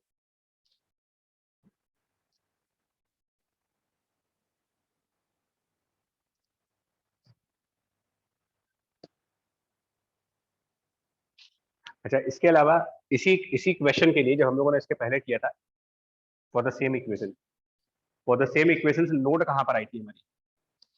भाई इसी एग्जांपल को पहले भी लिया था, तो जरा देखो उसमें नोड कहाँ पर आए थे और एंटी नोड कहाँ पर आ रहे हैं। नोड और एंटी नोड अगर देखेंगे तो एंटी नोड्स 0 पे आ रहे हैं, 3 पे आ रहे हैं, 6 पे आ रहे हैं, 9 पे आएंगे, एंड सो ऑन करके। और नोड जो आया था वो 3/2 पर आया था, फिर 9/2 पर आया था, 15/2 पर आया था। ये याद करने वाली चीज नहीं, मैं फिर बोल रहा हूँ, क्योंकि ये पोजीशंस बदल सकती है। पोजीशंस को आप फ्रीज नहीं कर पाओगे, बिकॉज पोजीशंस यहाँ वाले कॉस साइन पे डिपेंडेंट है। दोनों में सेम पैटर्न नहीं हो रहा। एंटी नोड्स कितने कितने गैप पर आ रहे हैं, लैम्डा बाई 2, 3 तो यहाँ पर आ रहे हैं यार। एंटी नोड्स को अगर हम बात करें, ये न्यूमेरिकल वैल्यू को देख रहे हो, जनरलाइज फॉर्म देखा जाए तो एंटी नोड, एक एंटी नोड से अगला एंटी नोड लैम्डा बाई 2 पर है, फिर ये लैम्डा बाई 2 पर है, फिर ये लैम्डा बाई 2 पर है। सेम पैटर्न नोड में आ रहा है, एक नोड के बाद अगला नोड लैम्डा बाई 2 के डिफरेंस पर है, उसके बाद लैम्डा बाई 2 के डिफरेंस पर है। ये पैटर्न हमेशा फिक्स होगा। उसके अलावा एक और पैटर्न यहाँ पर दिख रहा है, 3/2 0 और 3 का मिड पॉइंट है, मतलब एंटी नोड और अगले एंटी नोड, एक एंटी नोड से जो नेक्स्ट एंटी नोड बन रहा है, दो एंटी नोड्स के बिल्कुल सेंटर पॉइंट पर नोड है। या 3/2 और 9/2 का अगर आप हाफ करोगे, एवरेज ऑफ दीज टू, 3/2 और 9/2 का अगर हम मिड पॉइंट निकालें, तो 3/2 और 9/2 का mid point 3/2 plus 9/2 whole divided by 2, 6 आएगा, वह एंटी नोड है। तो जो पैटर्न बिल्कुल फिक्स हो रहा है वो ये हो रहा है कि नोड से अगला नोड लैम्डा बाई 2 डिस्टेंस पर, एंटी नोड से अगला एंटी नोड वो भी लैम्डा बाई 2 के डिस्टेंस पर, दो नोड के बीचों बीच बिल्कुल एंटी नोड मिलेगा और दो एंटी नोड्स के बिल्कुल बीच में नोड मिलेगा, यानी कुल मिलाकर के ये ऑल्टरनेट आएंगे, नोड और एंटी नोड्स ऑल्टरनेट मिलेंगे। So this is the final चौथा point, fourth property, the pattern of standing wave.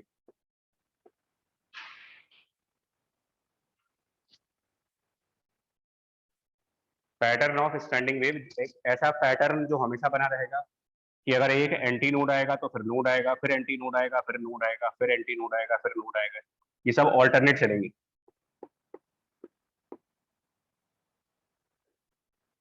और दो नोड के बिल्कुल मिड पॉइंट पर एंटी नोड है और दो एंटी नोड्स के बिल्कुल मिड पॉइंट पर नोड है, यानी ये कितने डिफरेंसेस पर हैं, एक एंटी नोड से अगला एंटी नोड लैम्डा बाई 2 के डिफरेंस पर है और उसके बिल्कुल सेंटर पॉइंट पर नोड बन रहा है, यानी ये डिफरेंस लैम्डा बाई 4 का है।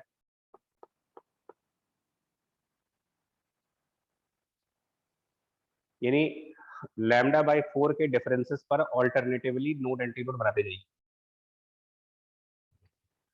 नोड से एंटी नोड फिर लैम्डा बाई 4 होगा, एंटी नोड से नोड फिर लैम्डा बाई 4 होगा। तो यही पैटर्न बिठा लो दिमाग, ये पैटर्न अगर आपके दिमाग में बैठ जाएगा तो ये टॉपिक कंप्लीट हो गया आपका। थ्योरी इतनी है इसमें।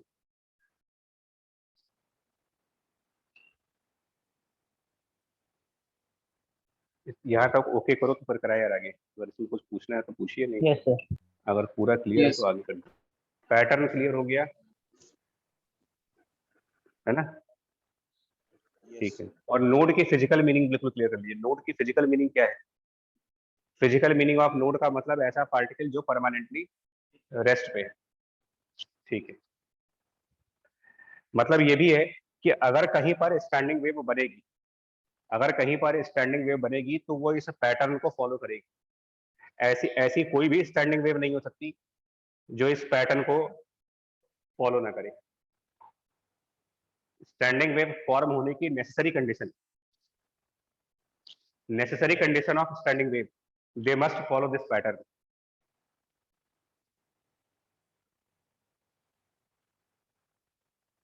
बिना इस पैटर्न वाली स्टैंडिंग वेव अगर बना रहे हो तो वो स्टैंडिंग वेव है ही नहीं, कोई और वेव होगी। चलिए पहला example, standing wave in string fixed at both ends।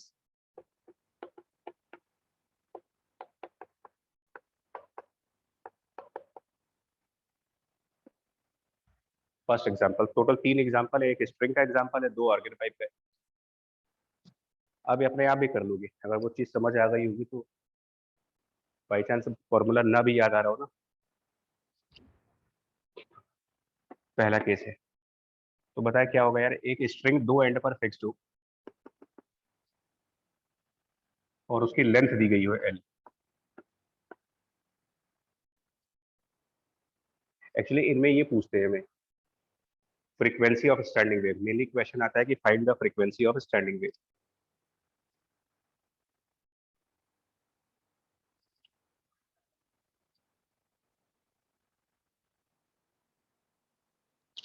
तीन चार चीजें पूछी जाती है, बता दे रहा हूँ किन किन के क्वेश्चन आते हैं और आराम से हैंडल कर लोगे।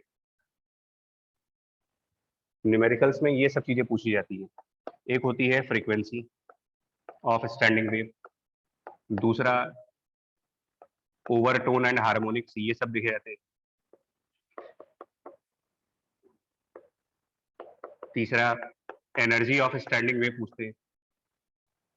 ये कॉमन कॉमन क्वेश्चन है, यही चार टोटल 3 से 4 क्वेश्चन पूछे जाते हैं। Frequency, overtone and harmonic, energy of standing wave, और चौथा इसी से रिलेटेड टॉपिक है विच इज रेजोनेंस।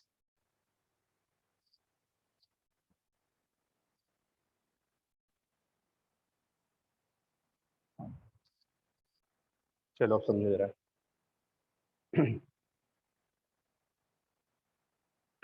अब इसमें ये क्वेश्चन मत करना कि स्टैंडिंग वेव कैसे बनी है। इसमें आपको इससे कोई मतलब नहीं होना चाहिए कि स्टैंडिंग वेव कैसे बनी।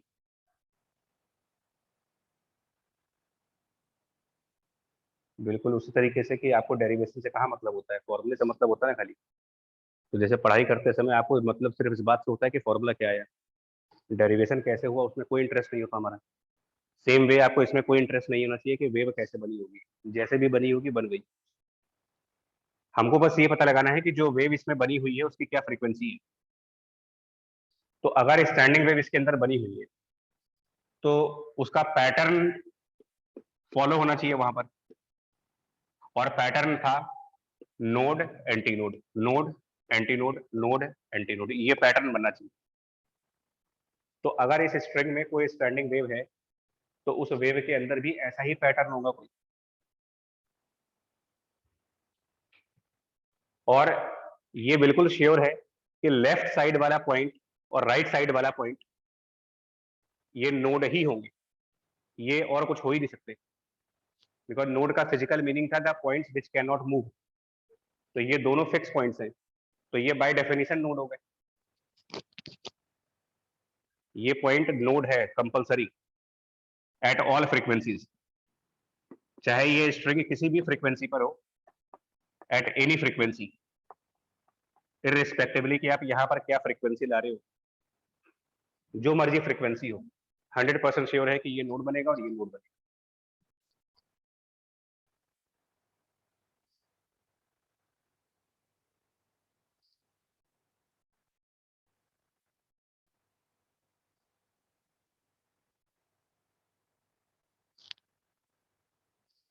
मतलब इस स्ट्रिंग के वाइब्रेट करने की फ्रीक्वेंसी कोई भी हो जाए, ये हम गारंटी दे सकते हैं कि यहाँ तो नोड बनना ही बनना है और यहाँ पर भी नोड बनना ही बनना है।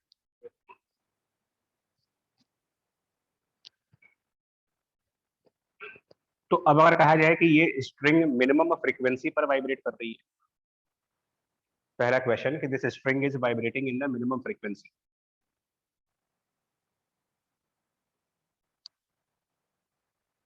When the string vibrates in a minimum frequency,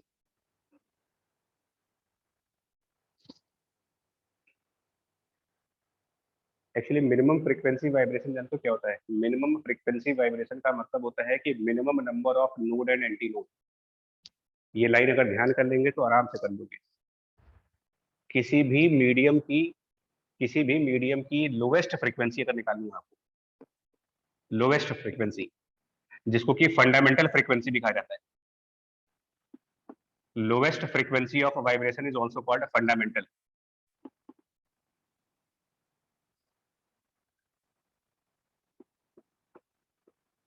तो लोवेस्ट फ्रीक्वेंसी अगर मान लो आपको कैलकुलेट करने को कहा जाए कि find the lowest frequency, which means fundamental frequency, which means lowest number, lowest frequency also means lowest number of node and antinode।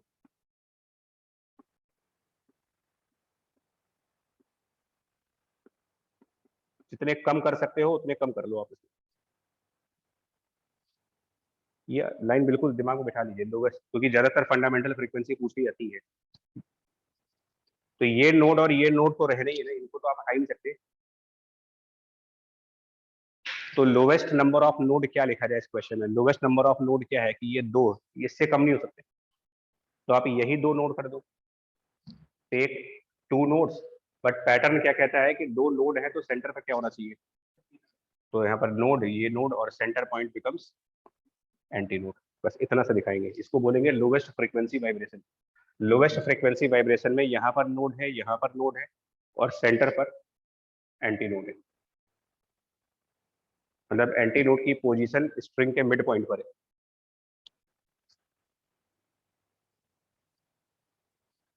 और अगर ऐसा है और पीछे पैटर्न बताया गया था कि node to node lambda by 2 distance होनी चाहिए, तो इन टर्म्स ऑफ एल यहाँ पर लैम्डा क्या बनेगा? अगर ये नोड है और उसके बाद यहाँ नोड है और बीच में आप कोई नोड नहीं है, तो यानी इस नोड से अगले नोड के बीच का जो लेंथ है ये उस पैटर्न को फॉलो करे, it should be lambda by 2। यानी यहाँ से वेवलेंथ की वैल्यू मिल जाएगी कि अगर ये स्ट्रिंग लोवेस्ट फ्रीक्वेंसी पर है तो लोवेस्ट फ्रीक्वेंसी वाली स्टैंडिंग वेव, लोवेस्ट फ्रीक्वेंसी वाली स्टैंडिंग वेव का मतलब लोवेस्ट नोड वाली वेव।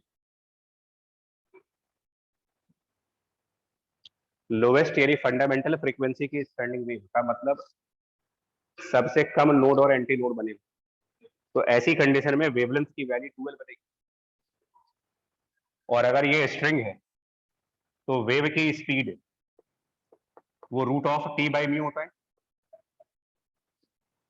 वेवलेंथ और स्पीड जब दोनों चीजें मिल गई तो फ्रीक्वेंसी v अपॉन लैम्डा, इससे निकालेंगे फ्रीक्वेंसी की value, speed divided by wavelength, वो आएगी 1 upon 12 into root of T by mu. ये fundamental frequency usually f naught से डिनोट करते हैं इसको, स्ट्रिंग की फंडामेंटल फ्रीक्वेंसी। इसका मतलब भी पता होना चाहिए, तभी फॉर्मूला अपने आप याद कर पाओगे। Fundamental as lowest as possible, frequency भी लोवेस्ट है, नोड और एंटी नोड भी लोवेस्ट है, वेवलेंथ मैक्सिमम है।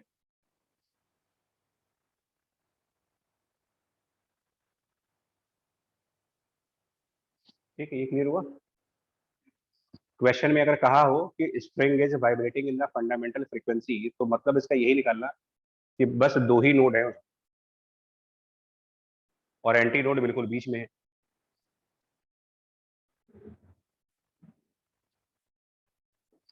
नेक्स्ट, फंडामेंटल के जस्ट बाद वाली जो फ्रीक्वेंसी आती है, मतलब fundamental frequency is the lowest frequency, इससे हाई वाली फ्रीक्वेंसी जो होती है उसको बोलते हैं first overtone. First overtone which is next higher frequency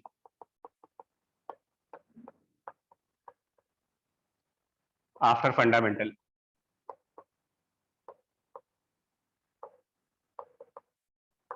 fundamental frequency के अब इससे और ज्यादा फ्रीक्वेंसी क्या ले सकते हो? और इसका मतलब ये हुआ कि आप नोड और एंटी नोड बढ़ाना स्टार्ट करिए। फंडामेंटल का मतलब सबसे लो नंबर ऑफ नोड थे, अब हम नोड और एंटी नोड अगर बढ़ाना स्टार्ट कर दें, बट ये 2 तो नोड रहेंगे ना यार, क्योंकि ये तो किसी भी फ्रीक्वेंसी पे है, वो चाहे लोवेस्ट फ्रीक्वेंसी हो चाहे हाईएस्ट फ्रीक्वेंसी हो, ये नोड रहेगा, ये नोड रहेगा, इनको कोई नहीं चेंज कर पाएगा।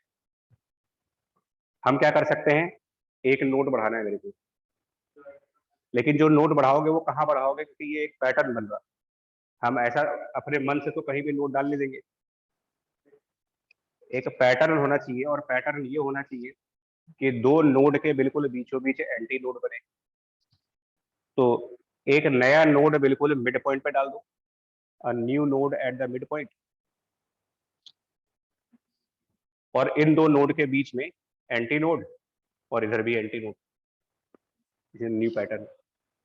पैटर्न वर्ड मतलब समझो ना, पैटर्न मतलब देखने में एक जैसा लगे ना।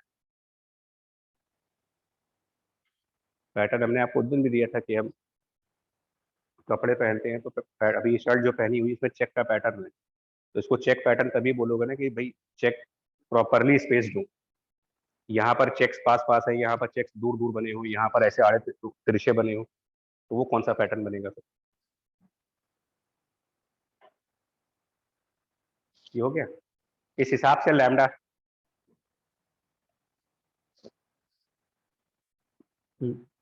इसमें अब नोड बिल्कुल सेंटर पर है, नोड सेंटर पे है, तो फर्स्ट नोड और सेकंड नोड के बीच का जो डिस्टेंस हुआ, फर्स्ट नोड और सेकंड नोड के बीच का डिस्टेंस लेंथ के फॉर्म में देखा जाए L/2 हो गया वो, और पैटर्न के अकॉर्डिंग λ/2 होना चाहिए, यानी कि now the lambda is L। तो ये वेवलेंथ हो गई फर्स्ट ओवरटोन वाली, फर्स्ट ओवरटोन वेवलेंथ λ = L।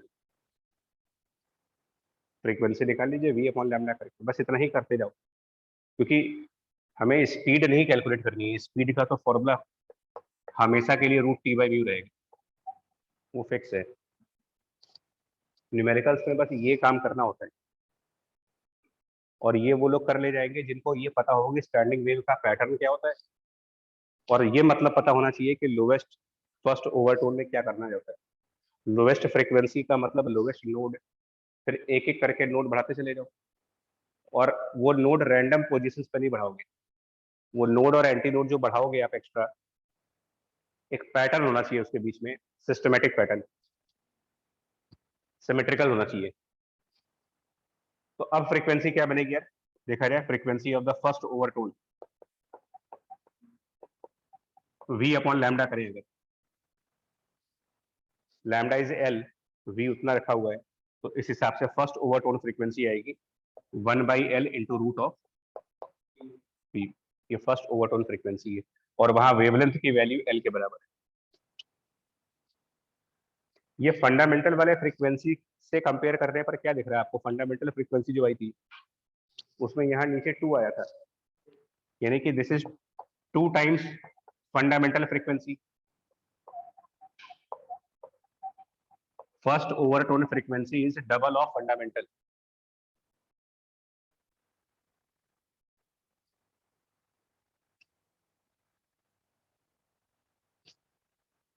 और इस हिसाब से एक और नॉमेनक्लेचर है इसमें, क्योंकि ये फंडामेंटल का डबल है, तो इसको बोलेंगे second harmonic.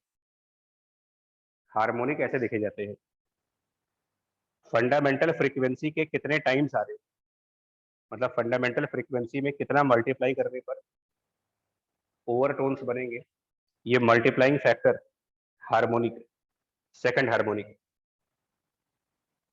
First overtone is also called as second harmonic.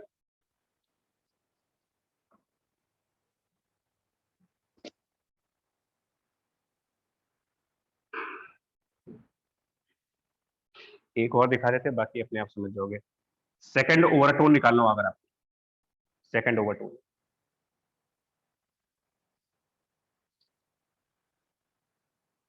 सबसे पहले 2 नोड थे, फिर 3 कर दिया, अब 4 नोड करो, एक एक बढ़ाते जाइए, अपना आंसर आता जाएगा। 4 नोड, अब वो कहाँ कहाँ पे होने चाहिए 4 नोड? 2 तो फिक्स है, 2 नोड और दिखाएंगे मेरे को। सिमेट्रिकल, सिमेट्रिकल ऐसा नहीं कि यहीं पर उठा के 2 नोड डाल दो, प्रॉपर पैटर्न पे, तो एक नोड यहाँ, एक नोड यहाँ, 2 नोड और डालने मेरे को, और सिमेट्रिकल होने चाहिए। सिमेट्रिकल कैसे बनेंगे? L/3 L/3 L/3 पैटर्न है ना वो।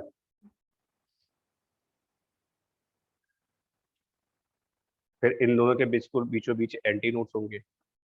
अगर कोई पूछे कि एंटी नोड की पोजीशंस कहाँ कहाँ पर है तो बता पाओगे? जैसे अगर हम लेफ्ट साइड को x = 0 बोले, तो पहला एंटी नोड कहाँ है? L के फॉर्म में बताना, मतलब ये एंटी नोड यहाँ से कितने डिस्टेंस पर है? L/6 हो गया। अगला वाला एंटी नोड कहाँ है? L के फॉर्म में,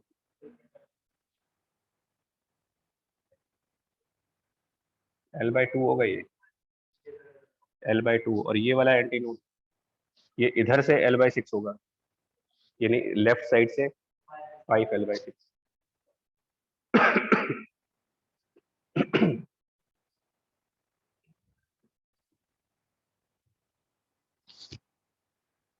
तो अब सेकंड ओवरटोन में,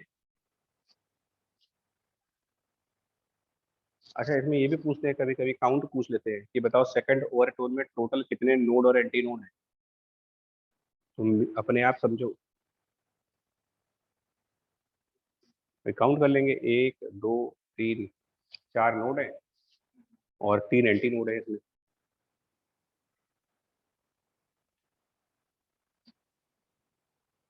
तो यार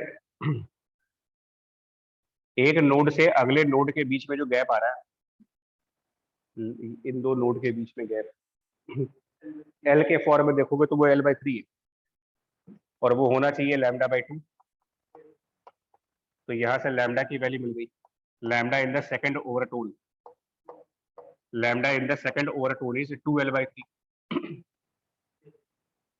निकालो फ्रीक्वेंसी V अपॉन लैम्डा करके।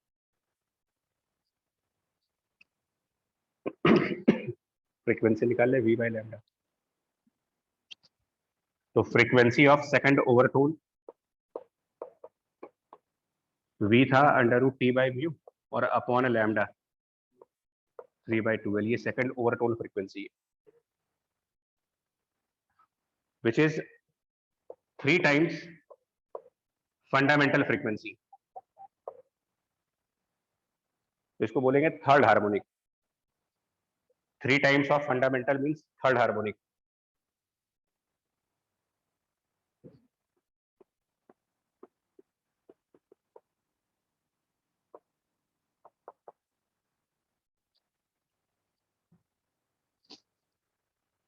आगे इसको अब जनरलाइज कर लोगे अपने आप।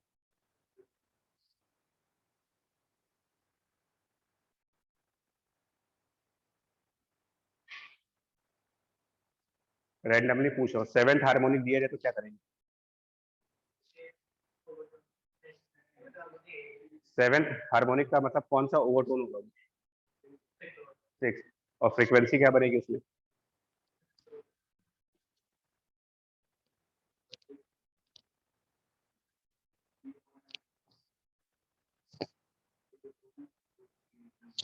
थ्री अपॉन एन नहीं बनेगा।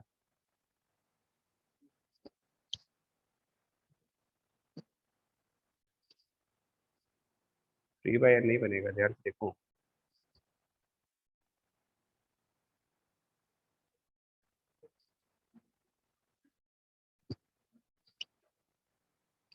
आप सर नहीं समझ पा रहे हो। सबसे पहले वाली फ्रीक्वेंसी क्या आई थी? सबसे पहली फ्रीक्वेंसी फंडामेंटल वाली कितनी आई थी? यहाँ पर क्या नंबर आया था देखो जरा, यहाँ पर फंडामेंटल में यहाँ 1 था। फिर जब आप उसके बाद वाले पे गए 1/L आया था, ये 2 हट गया था वहां से, मतलब बेसिकली यहाँ पे 2 आ गया था, तो उसको सेकंड हार्मोनिक कहा था। अब यहाँ पर 3 आ रहा है, तो जनरलाइज फॉर्म नहीं समझ पा रहे हो इसका क्या बन रहा है। In general frequency is coming as n/2L and root of, ये आ रहा है, बट ये n हार्मोनिक है और ये n-1th ओवरटोन कहलाएगा। जनरलाइज फॉर्म ऐसे देख सकते हो, मतलब अगर क्वेश्चन में कहा हो कि स्ट्रिंग 5th ओवरटोन में, तो 5th ओवरटोन मतलब यहाँ n की क्या वैल्यू रखोगे? 5वां ओवरटोन, 6 तो n 6 हो गया।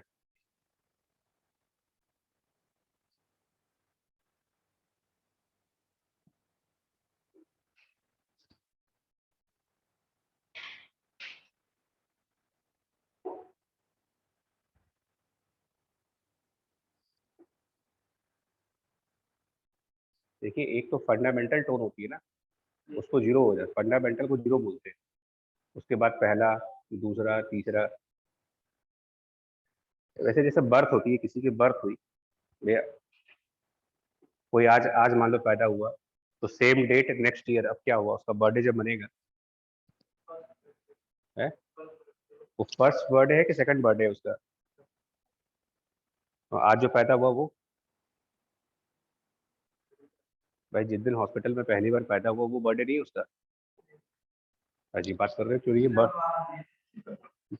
क्यों नहीं है भैया, वो 0 ईयर का है, 0 ईयर का है, बर्थडे तो है ही वो, 1 साल बाद तो उसका सेकंड बर्थडे आ रहा है। और लोग शायद, अगर आपने कभी ध्यान दिया तो कैंडल भी 2 साल के लगाते हैं। बर्थ के नेक्स्ट ईयर पे अगर बर्थडे सेलिब्रेट कर रहे होंगे तो कैंडल आप हमेशा 1 साल ज्यादा के लगाते हैं, मनाए हो तब। और कुछ लोग उतने ईयर की भी लगा लेते हैं जितने कंप्लीट हो गए होते हैं। फंडामेंटल 0 में काउंट हो जाता है। फिर उसके बाद फर्स्ट ओवरटोन, वो सेकंड हार्मोनिक हो गया।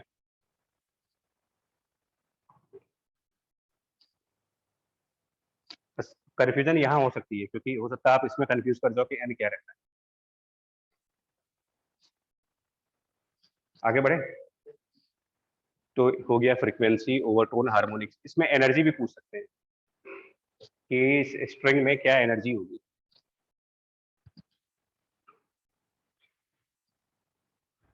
उसका क्वेश्चन इस तरीके का होगा, मतलब लैंग्वेज ऐसी होती है, प्रॉब्लम इस टाइप की होगी कि string,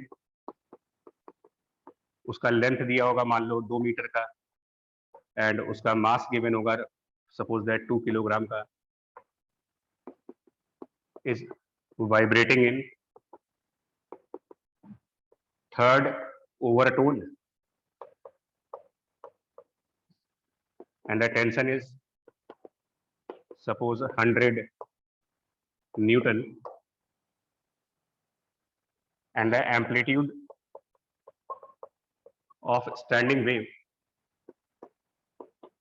is 4 centimeter। String length दी होती है, मास दिया होता है, उसका वाइब्रेशन कहाँ हो रहा है वो दिया होता है, vibrating in the third overtone है, टेंशन दी गई है, एम्पलीट्यूड, स्टैंडिंग वेव की एम्पलीट्यूड भी दे दी गई। और क्वेश्चन पूछते हैं फाइंड एनर्जी ऑफ स्ट्रिंग।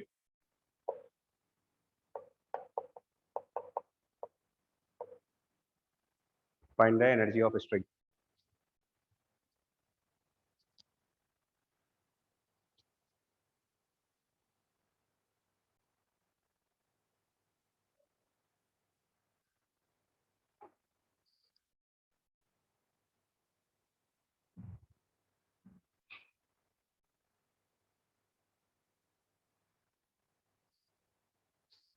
ये भी आसान, देखो मतलब इतना अभी आपको इजी करेंगे इससे।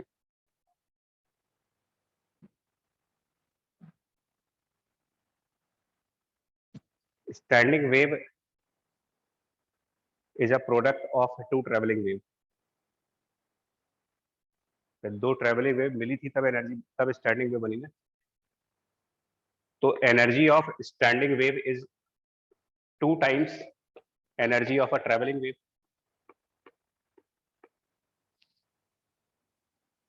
दो ट्रेवलिंग वेव से बन रही है, और ट्रेवलिंग वेव की एनर्जी एसएचएम से आती है, तो it is 2 into half mass string का इंटू एम्पलीट्यूड स्क्वायर इंटू, लेकिन यहां पर एम्पलीट्यूड ट्रेवलिंग वेव का रखेंगे, क्योंकि जब हम double of energy travelling wave निकालेंगे तो एनर्जी ऑफ ट्रेवलिंग वेव में एम्पलीट्यूड ट्रेवलिंग वेव का रखेंगे। ये जो क्वेश्चन में 4 सेंटीमीटर दिया हुआ है ये क्या है, तो यहाँ पर क्या रखे फिर, एम्पलीट्यूड ऑफ ट्रेवलिंग वेव। तुरंत हो गया क्वेश्चन। 2 इंटू हाफ स्ट्रिंग का मास 2 kilogram, 2 kilogram mass, amplitude of travelling wave, वो स्टैंडिंग वेव के एम्पलीट्यूड का आधा होगा, 2 सेंटीमीटर। 2 सेंटीमीटर का मतलब 2/2/100 मीटर्स में, क्योंकि कैलकुलेशन सारी SI यूनिट्स में होगी। और ओमेगा का square, omega is 2 pi into frequency, omega 2 pi into frequency. ना फ्रीक्वेंसी के बारे में,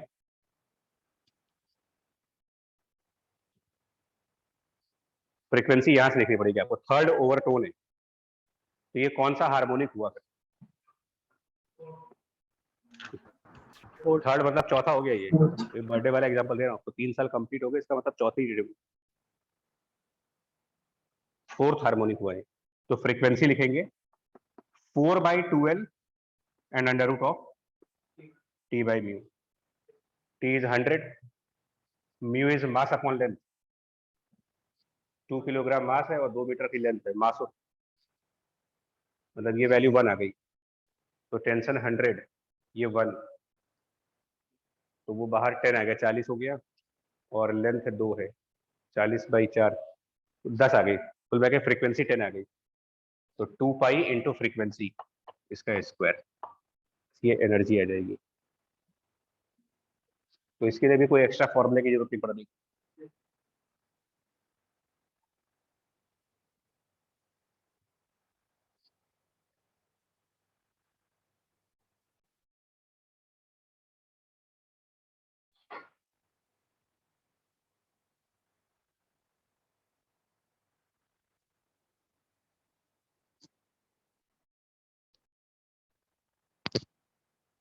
ठीक है, मतलब ये वो चीजें हैं कि आपको रटना नहीं है, समझो, कुछ चीजें समझनी है, रटने वाली चीजें रट के वैसे भी नहीं होने वाला पेपर। और लास्ट में रेजोनेंस वर्ड का क्या मतलब है?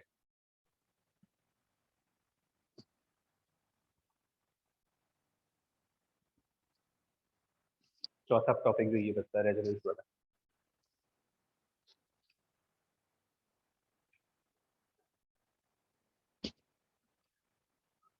देखिए रेजोनेंस वर्ड का मतलब क्या है ना, सपोज कोई स्ट्रिंग ले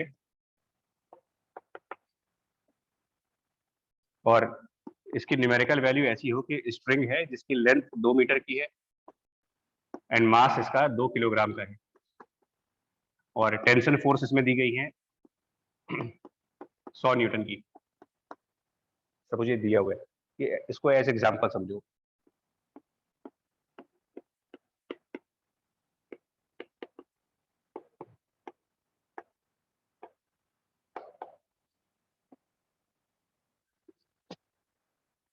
देखते हैं जरा इसका क्या मतलब निकलेगा।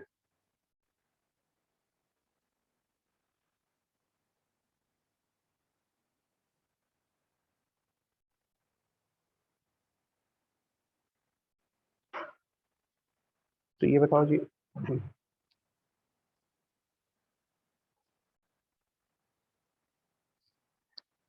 इस जो डेटा हमारे सामने है ना यार, as per this given data, fundamental frequency क्या आएगी इसकी? Fundamental frequency of the string निकालें अगर, खाली फॉर्मूला लगाइए 1/2L under root T by mu, कितनी आएगी fundamental frequency by the formula? 2.5 1/2 into L और square root of T upon mu.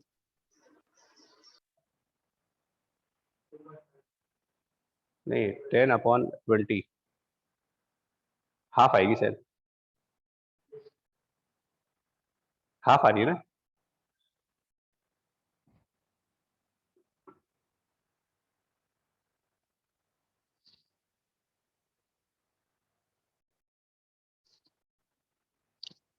अरे 1/2L under root T by mu लगाओ, कितना आ रहा है?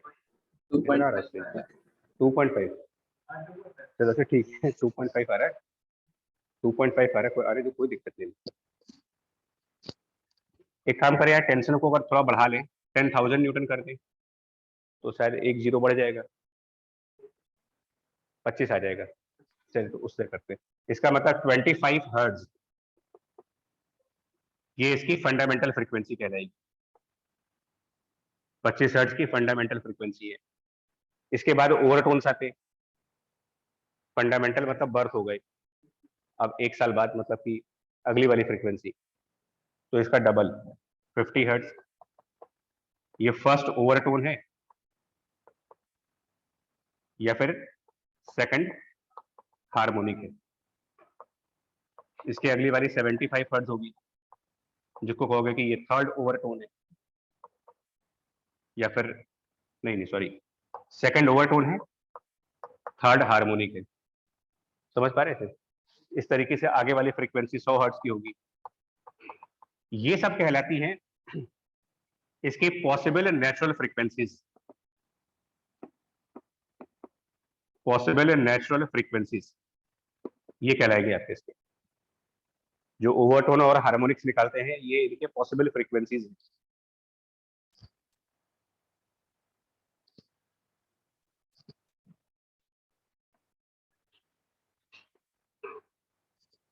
मतलब कि ये स्ट्रिंग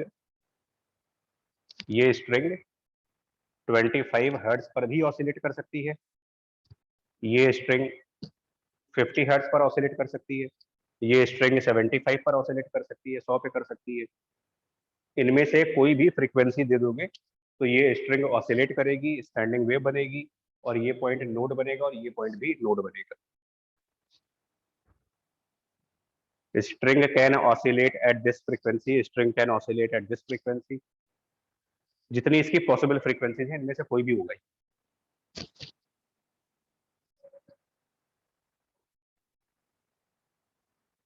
अब क्वेश्चन ये है कि ये स्ट्रिंग इनमें से किसी भी फ्रीक्वेंसी पर ऑसिलेट कर सकती है, तो क्या अपने आप कर जाएगी ऑसिलेट बैठे बिठाए? मतलब घर में कपड़ा सुखाने के लिए रस्सी बांधी जाती है, तो कपड़ा सुखाने के लिए हम एक रस्सी बांधते हैं, तो क्या वो रस्सी बिना कुछ किए अपने आप ऐसे ऊपर नीचे वाइब्रेट करने लगती है? अपने आप उसका मन करेगा कि वाइब्रेट कर जाए।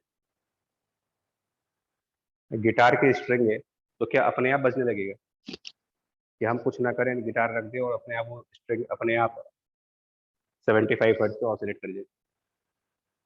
कहने का मतलब ये है कि किसी भी स्ट्रिंग को वाइब्रेट करने के लिए कुछ तो करोगे वहां पर। गिटार वाली स्ट्रिंग है तो उसको प्लग करो जाकर के, तो वो जो प्लगिंग आप करोगे मतलब उस स्ट्रिंग को वाइब्रेट करने के लिए कुछ कुछ इनिशिएट करना पड़ता है हमको। तो गिटार वाले में तो ठीक है, चलो आपको स्ट्रिंग को किसी पॉइंट पर प्लग करते हैं और उसके अकॉर्डिंग फ्रीक्वेंसी आती है इसमें से।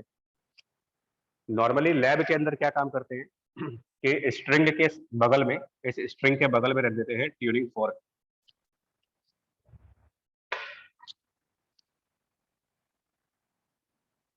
मतलब एक स्ट्रिंग लीजिए, उसके बगल में रख दीजिए ट्यूनिंग फोर्क।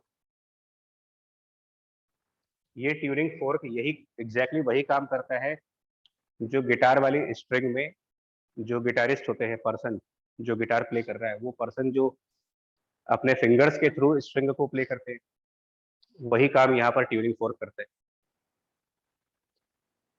ये ट्यूनिंग फोर्क स्ट्रिंग को वाइब्रेट करने में हेल्प करेगा। इसको बोलते हैं फोर्स ऑसिलेशन, फोर्स्ड ऑसिलेशन, कि आप ऑसिलेट ट्यूनिंग फोर्क करेंगे, बट इसके ऑसिलेट करने की वजह से स्ट्रिंग भी ऑसिलेट करेगी।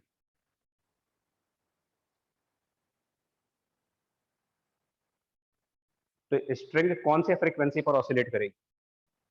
क्योंकि उसके उसके उसके पास ऑप्शंस कई सारे हैं।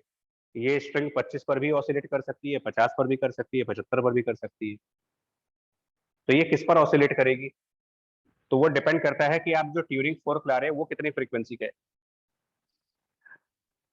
अगर हम एक ट्यूनिंग फोर्क लाएं और इस ट्यूनिंग फोर्क की फ्रीक्वेंसी, इस ट्यूनिंग फोर्क की फ्रीक्वेंसी मान लो 75 हर्ट्ज की है,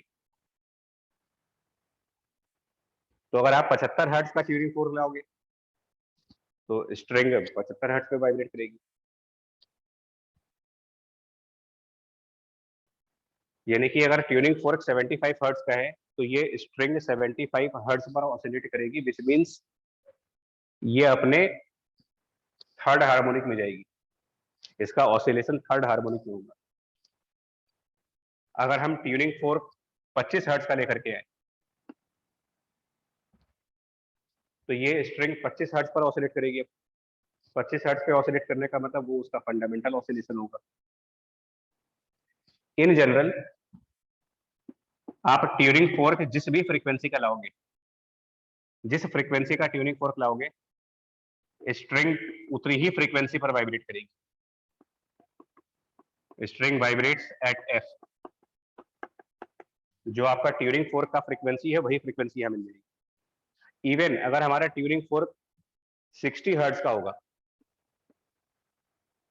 सुनिए देख, अगर हमारा ट्यूनिंग फोर्क 60 हर्ट्ज का है तो ये 60 पर भी करेगा, बट 60 इसके पॉसिबल फ्रीक्वेंसी में नहीं था।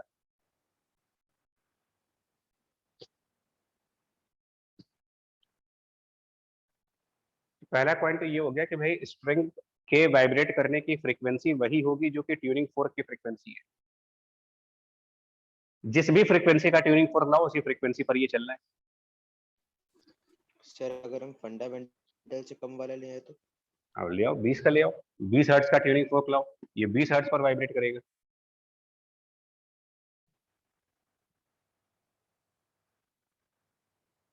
ये तो नॉर्मल है, लेकिन ये 20 हर्ट्ज जो पॉसिबल फ्रीक्वेंसीज थी उनमें से तो मैच नहीं कर रहा। तो पहली बात तो ये हुई कि string will vibrate always at the frequency of tuning fork. अगर आप ट्यूनिंग फोर्क ऐसा लेकर के आते हो जिसकी फ्रीक्वेंसी इन पॉसिबल फ्रीक्वेंसीज में से किसी से मैच कर जाती है, मान लीजिए हमने 75 हर्ट्ज का ट्यूनिंग फोर्क लाए, वो इस पॉसिबल फ्रीक्वेंसी से मैच कर रहा है, ये फिनोमेना कहलाएगा हमारे लिए रेजोनेंस फिनोमेना। अब आप कहेंगे कि ट्यूनिंग फोर्क और स्ट्रिंग रेजोनेंस में आ गए।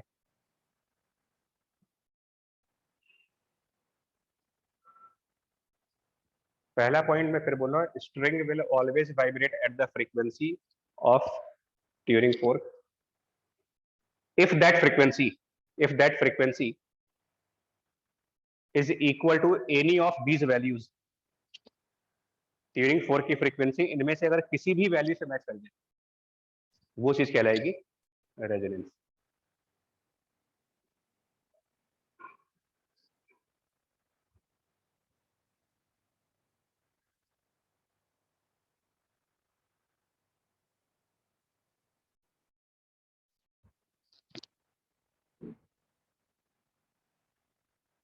दो अलग अलग बातें हो रही है। एक बात ये कही जा रही है कि ट्यूनिंग फोर्क की जो भी फ्रीक्वेंसी होगी स्ट्रिंग उसको अडॉप्ट कर लेगा। String will adopt the frequency of tuning fork, चाहे वो फ्रीक्वेंसी इस लिस्ट में हो या ना हो।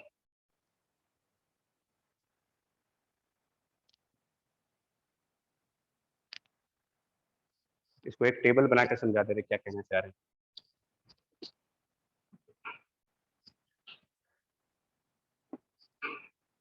Frequency of the fork, frequency of string,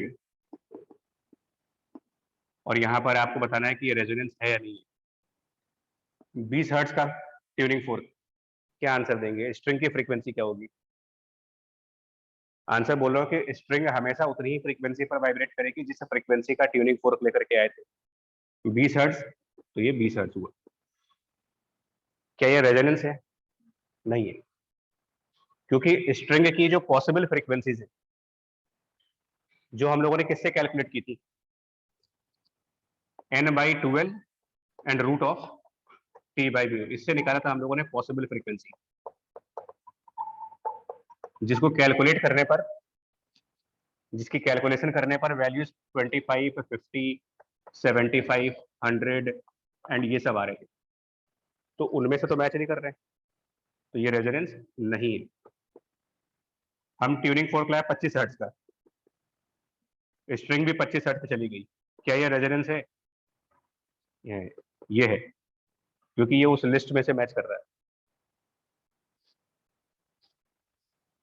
60 hertz का ट्यूनिंग फोर्क लाए, स्ट्रिंग भी 60 हर्ट्ज पे जा रही है, बट ये रेजोनेंस नहीं है। 100 हर्ट्ज का लाए ट्यूनिंग फोर्क, स्ट्रिंग 100 हर्ट्ज की हो गई, ये रेजोनेंस है।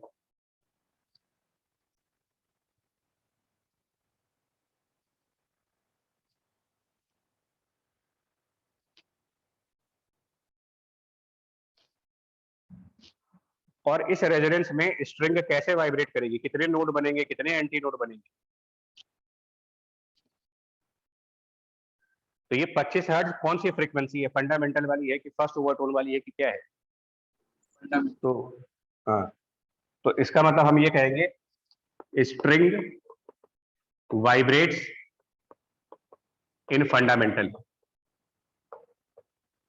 String vibrates in the fundamental mode, ये कहेंगे यहाँ पर। 100 हर्ट्ज आ गया, yes it is resonance, string vibrate कर रही होगी, किसमें? String vibrates in fourth harmonic और थर्ड ओवरटोन।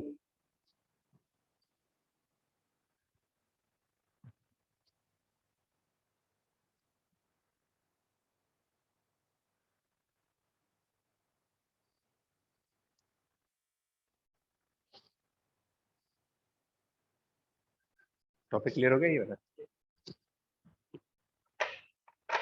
4 केस आते हैं इसमें।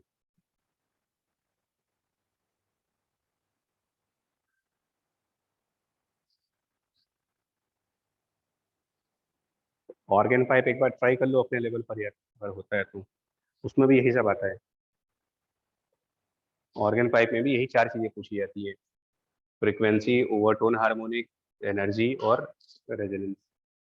बट उसमें फर्क सिर्फ इतना होता है कि ऑर्गन पाइप 2 तरीके की होती है, एक क्लोज ऑर्गन पाइप और एक ओपन ऑर्गन पाइप।